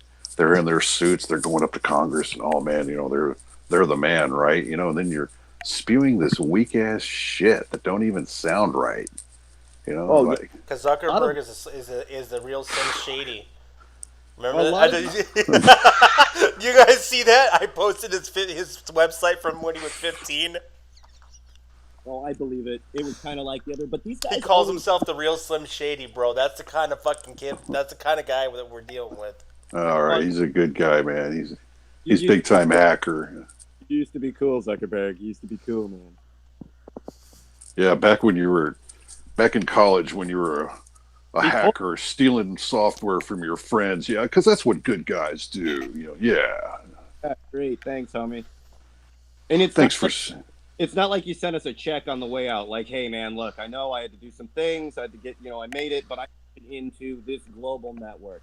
And I really do feel that out of the 100 billion I made, $1 billion's yours. You put in the hard work. But nah. No. And yachts, motherfuckers. See, do you ever think that Mark Zuckerberg has like Asperger's syndrome? Like, I think he does. I think he's slightly autistic. Like, he's got multiple problems. Okay, it's not just that. I think he's got like an ego and billions of dollars problem. I'm not sure if it's Asperger's. I'm pretty sure he's got Asperger's, man. I would call it narcissism and psychopathy. It's beyond Asperger's. So I'm saying, if he just had autism, that'd be one thing. He'd be fucked up and he'd have some weird problems. But you wouldn't be this craven psychopath looking to take over the planet, and so everybody has to log in through Facebook. It's like, get the fuck out of here. That is Asperger's. You can't even be serious. Serious, but government funded. Dude's a whack job. All these motherfuckers are. It's disgusting, man. But they do. They put on the suits, they say the whole thing, and they think they're important. They got money. Well, Mark already knows that, like we were talking about how Instagram is seeing the same forms of censorship that Facebook is dealing with. And because I told everybody that they're incorporating Rosetta into Instagram, which is an AI picture bot that basically, before you even post the picture, determines whether it's appropriate for Facebook or not. And so Mark is more focused on Instagram than he is Facebook, because he knows that the content creators had moved on to another platform. Now when Facebook falls, I do believe that he will focus most of his shit on Instagram. And Instagram will have the plugins that Facebook has, such as text and other posting qualities. But I do see Mark losing it all in the next 4 to 5 years, and something better coming along. that's just part of the way that social media and computers work in general. I mean, whatever replaces Facebook will eventually be replaced as well. Of course, everybody thought that MySpace would have lasted forever. That Look, I didn't. It's my MySpace account, right? Like when you dropped it, you dropped it. People don't want Facebook. I would advise people to get behind us for On3. But look, there's a million different people that are working on platforms. Eventually, one of them will catch, and when that happens, people will drop like a bad. And at this point, it's not a high bar. People want to be able to post videos, post their friends, post, all the things you can do on Facebook without the government or corporations, breathing down your neck. That's it. That's not a hard. That's not Or very high. shitty algorithms that prioritize what is important in your newsfeed. But people don't want to know what you're trying to sell them. They pretty much just want to know what their friends and family are doing around them. That's it. Right? And like I said, I love people to get behind the On3. I think like we should be able to be on a social network and be able to and help people. But any platform that gets away from this is going to take over. It just takes a lot. Right, making a social media platform is not an easy task. In just the amount of data that you have to hold on to make the whole thing work. The server end is the only thing that really holds it back. The programming end, fuck, that's easy. Videos, pictures, fucking, messages, status updates, like all of that crap is super easy. But the amount of servers, to get something like that started, you need hundreds of millions of dollars to pay to store all of that data. Like they store the data and then sell it, right? We just have to store the data so you can run the application. That's it, so that you've got your pictures and all that. What else do we have? Do we have anything in the comments? I want to try to get. No, I don't know. I'm paying attention. I know a bunch of things we wanted to get to, but as you guys know, when we get guests, like the important thing is to get as much information out from the guest as we can. Because look, as terrible as it sounds, we may not get the opportunity to talk to somebody in that position again. Well, what's really weird is that I'm getting like posts from all of my old fucking flop Facebook fucking pages that never went anywhere, and I'm getting like warnings from like all of them in the last couple of hours. I don't know what the fuck they're doing something on the back end. Well, I am completely blocked out of Facebook for right now. I don't even give a shit about Facebook. Really. Oh yeah, Terrence, you lost your entire account, right? Yeah. Like they've been hitting me like so hard, and then I mean, you guys, the people that share our stuff, they lock their accounts or hit them with like spam right away. Yeah, it's true. Especially when posting in groups, they lock you instantly. Yeah, and just for sharing out our post one time, if one of our friends share, if one of our followers or one of the people that's watching shares it out on Facebook one time, they mark it as spam, and sometimes their accounts are locked. Sometimes it just says, hey, it was taken down because of spam. But look, we are obviously not spam in any way, shape, or form. Right? There's no algorithm that would pick us up as spam. We don't fucking sell anything. We don't none of that. No, exactly. And it's a direct Facebook stream. So they're literally tagging themselves as spam, right? I mean, yeah, it is their own site. But I mean, it's like active censorship. The reason that I stay on Facebook is because it does have like a huge reach. We have, like, the numbers on our stream never line up. It always says there's like 3. We never get more than 10, but I will see more than 10 people commenting in there, and I'll be like, okay, so they censor. That's been going on for like about a year now. So. Oh yeah, because you meet people and it's like, okay, there's out of the 20 people that watched it, there's no way that you would run into 2-3 people that had seen that episode, and you'll go somewhere that is other activists and other people and be like, oh yeah, we watch a show, we watch ABB. Like it's that you wouldn't, if you only had 22 people watching, that would never happen. Yeah. Statistically that would just never ever happen. Yeah, we're already getting more viewers on YouTube now than we get on Facebook, and we have 22,000 likes, like you said, and on YouTube we have like 1,000 subscribers, but on YouTube we get more viewers now and more people in the chat too. So yeah. Also, also to our viewers, something I've noticed. YouTube is censoring part of our show, and they've incorporated an algorithm. So if you feel like you're missing part of our episodes when you're replaying it, you are. We're still trying to figure out why that they're doing it, and it's something that we had somebody make for us in the intros to the show. We're just not sure why they're doing it at this point, but it's I don't know. They're cutting out the intros and yeah, but they did that before with the copyright complaints too. We had like 3-4 copyright complaints for each episode.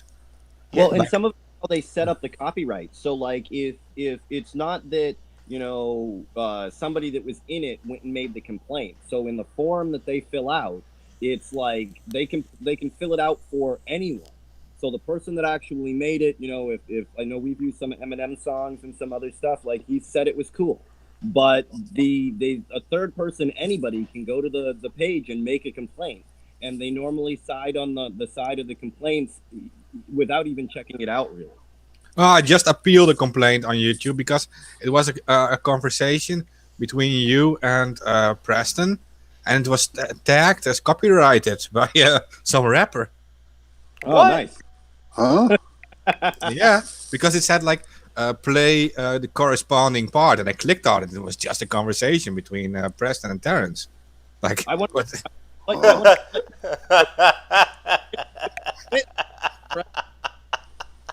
Man, I never done no rap songs or nothing. not that you know of. no. No, I was actually listening. Like, Oh. does this rapper maybe sound like him? Like similar It's voice like or I'm a whatever. hippopotamus. My rhymes up bottomless.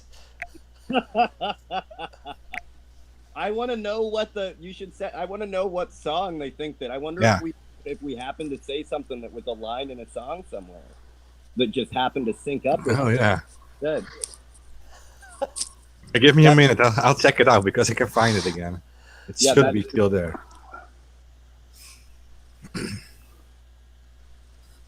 Oh my god. YouTube. Well, remember, I mean- remember they made me go to. Remember YouTube made me go to copyright school, and I had to like do all that shit just to get our stream back up. I know I'm playing by the rules with YouTube. Oh yeah, like I do try to play by the rules, and I make sure to I never threaten anybody or fucking I watch what I like. The things that they pin us with are bullshit. Like Well- they're not real. They're just to try to silence what's going on. The shadow banning, although Twitter is good for certain things, the shadow banning is right. Well, I'll have 10,000 shares on one of my on a post on Facebook, 100,000 on Instagram, or 1,000 views on YouTube, and nothing on Twitter. Like nobody, it's obvious nobody sees it, even though you posted on the page or posted it. Yeah, places something's that- wrong with your account, Terrence, on Twitter. Whenever I go there, it says warning. There might be things on that error warning where they want to censor you. Like when I go to your account specifically on Twitter, it's like when we go to some of our friends where we know that they're censored, and I have to click on something just to even go to see your Twitter account. And if you don't know that it's there now, this is something that's new. So when people from Real Progressive and some other people that had came on and tried to start following me, when they type in my name in Twitter, it comes out as the account's been deleted. And then I just I'll send them a list to send them a link to follow me, and if they follow the link directly to it, then it's fine. But if you just type my name in, it says that the account's been deleted. Wow. Well, you can tell by the way they operate that censorship is their main goal. Because if you get a complaint, there's no due process first. It's like, oh, we just react on a complaint, ban you, and then you have to defend yourself. It's all backwards. Yeah. So what they're really interested in is just shutting down content, just to shut down content. Now it's just a sick game. Yeah, there's very set things that you're allowed to say and allowed to talk about. They've got their controlled opposition set up. Maybe I should explain how the Facebook algorithm the censorship algorithm works, so we have to take down another episode, right? Remember when they mailed us that letter? all together. Uh, But if you guys want to check it out, like, we can send you the information. Go to our YouTube and all of that. Like, if you want to look how that algorithm works, how they're following you, selling your information, how they're doing all of that, it's not hidden. Like, we can show you where it's at. It's there. It's real. Same with the shadow banning. Like, the code is there. It's real. Yeah, I'm just amazed at the business model for the whole thing, you know, and how, I mean, they're going to kill themselves at some point. You know, when you kill your content creators and you lower your traffic, and I mean, those have direct bottom line consequences. Well, You know, like lower forward earnings. Does that mean anything to you, jackasses? Because that used to be the big thing. You know, It's like, I oh know man, some you know, pretty big names on Twitter, like you know that I can contact, or not on Twitter, on Facebook, that I can contact some big streamers, right? And they're leaving Facebook, and that was their bread and butter for their income, you know. but there's 'cause it's over. Yeah. yeah, it really people are leaving, but these people work on bubbles, right? So they'll move on to the next bubble. You know, it doesn't matter to them whether it's the next social media craze, whether it's the next whatever the fuck it is, whether it's the housing bubble. Like, they make their money off of bubbles, off of people, you know, being behind something, making a shitload of money, and then they leave it and move on to the next thing. So it was just a pump and dump scheme. Then it was. I mean, social media was just a big joke. Then Yeah, it was just a pump and they just turned it into a pump and dump. That was Zuckerberg's problem. That Zuckerberg turned it into a pump and dump. People would have stayed on there if he would have stopped fucking doing what he's doing. I mean, he literally fucking destroyed his own platform. but Yeah, I mean, all you had to do was just be a good CEO, just sit there, collect your money, and let everybody do what the hell they want. It's a Yeah. no-brainer. I mean, that would have been a lot easier. they always, You have to actually, you know, invest time yourself to go, you know, micromanaging everybody and checking out their memes. You're cuckoo. Who does that? control freaks. Yeah. Control freaks. Yeah, only a control freak would do that. So, yeah, you know, get lost, Zuckerberg. Fuck you, man. Because we're all dumb fucks, right? Yeah, I mean, Yeah. he told you. He flat tells you. You see where he was coming from years ago, before any of this shit really got cranked up. That's what he thought of you. Well, I mean, a lot of these guys, that's kind of the point of saying that they're, you know, you got money, you come from the right schools, blah, blah, blah, blah. You feel that somehow you deserve to have control off of everybody's personal information. You feel that you deserve that somehow. Because you're a fucking whack job, man. That's crazy. That's like, you know, a normal person doesn't think that way. No, you'd be happy, be like, man, you created this big company, you got mega wealth, go enjoy it. No, Why I do don't- you have to fuck with everybody? You know what he did? What Is is he that? spent all of his time building censorship algorithms and tools to micromanage shit that should be done manually by people reviewing whatever the fuck is going on. I mean, you've literally destroyed your own platform. You have shit. He has shit floating around on his own platform that he doesn't even know that is going on. Yeah, but that's, you know, look at that. That is business. You know, this is the slash and burn business. So, you know, you come in, you gut the company, right? You let that fucker on fire and leave. You move on to the next thing, right? Which will probably be like these weed companies, right? You come in, get the, you know, take over, switch it over to the, you know, switch it from being, you know, the private sector, small business to corporate, right? When you're all done, you gut the, move on to the next. That's what they do. Yeah. Bubble, one bubble to the next bubble. You know, the green, the green revolution may be the next one of those next bubbles. People will make shitloads of money, and the bubble will pop, and those same group of 1,000 people will have taken all of your wealth. 99% to be exact.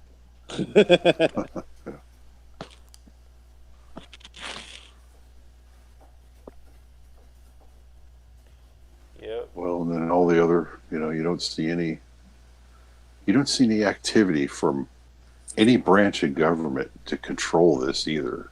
No, because That's what gets me. It's just like you got these people breaking laws left and right, and there's just no consequence at all for any of it. because nobody has the Well, I mean, they do have the resources to do it, but you know, Well, yeah, the government does. It used to be in the government in the old days, they didn't give a shit who you were.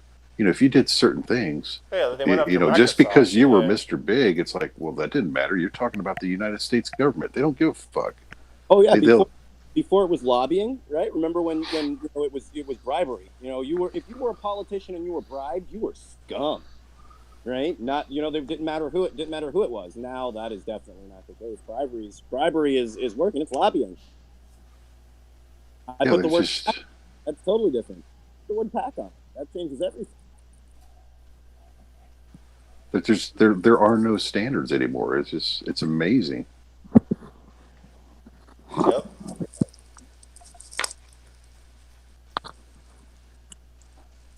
We got. Guys, we got 5 minutes. Well, if anybody's got any questions or anything going on, we do. I know just on the way out, it's not really being covered by the mainstream media. They're distracted on the bombs and whatever the run around in a circle issue is of the day.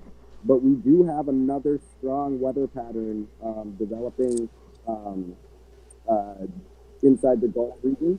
And over the next few days, we'll kind of see, next 3-4 days, we'll see if that develops into another hurricane. But just to our listeners, be prepared, guys. We'll post information and all that, but these storms it's not that they sneak up on us out of nowhere, right? They're just not, it's not important to them until the last minute in some cases. So just be aware that could be in our future and all of the things that go along with preparing for before, after, and during a hurricane. That's all I really wanted to say.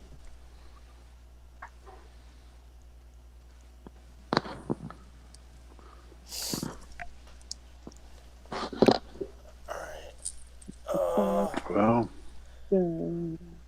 What else do we have? What else was pressing? Oh, we forgot to talk about the opioid crisis. But Oh yeah, another thing. It took a while to find it, but it is the rapper Illmac, ILLMAC. what the? I never even heard of that guy. And it's in episode 118, and the visual content is between 6:24 and 8:15, and it's just Terrence talking, and it's monetized by the copyright owner, and that is the channel Illmac TV, and it's just some rapper guy. What the fuck? So he shows ads between those 2 minutes in our show. Crazy. He shows our shit in his show. No. During our show, at 6 minutes, some ads will pop up, and whoever clicks gives him a few cents. Well, Illmac, I want my cut, dude. Donate to the hurricane fund. Come on. this Illmac, he's like, this is like the Creflo dollar, or we get, this is like. He's leeching, maybe he does this to thousands of channels. He leeches from all these channels. Holy crap, man! I was hoping he was cool. That sucks. That still doesn't make sense. How are we encroaching on him? It's the other way around. Yeah, you would think. or you guys literally sound like him, but I couldn't find out. So, none of the shit we say even sounds close to any kind of good rap lyrics. I mean, maybe a little Wu-Tang, some Method Man. I don't know. Well, here's where I'm coming from. Hey, if we're going to be getting accused for this, then we damn sure need to start doing it. All right. I mean, we're going to give them a fucking reason. Yeah. I'm looking at this guy. Not just going to, accuse me of it without it being true. Yeah, this guy has 30,000 viewers. Let me see how good. What?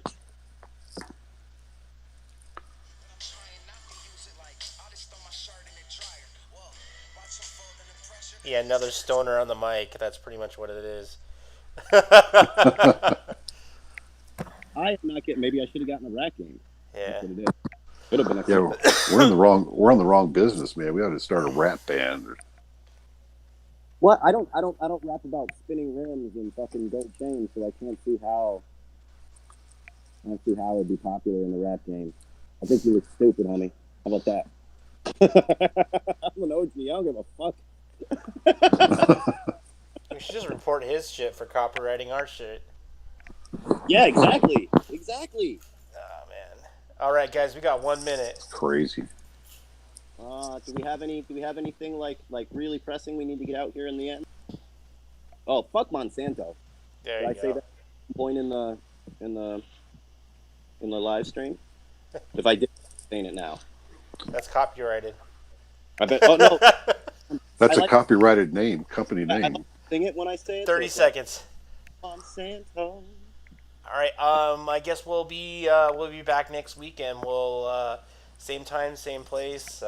Thursday, 7:00 Pacific, and we'll roll it with our video. Dun dun dun dun dun. I hereby declare this to be an unlawful assembly.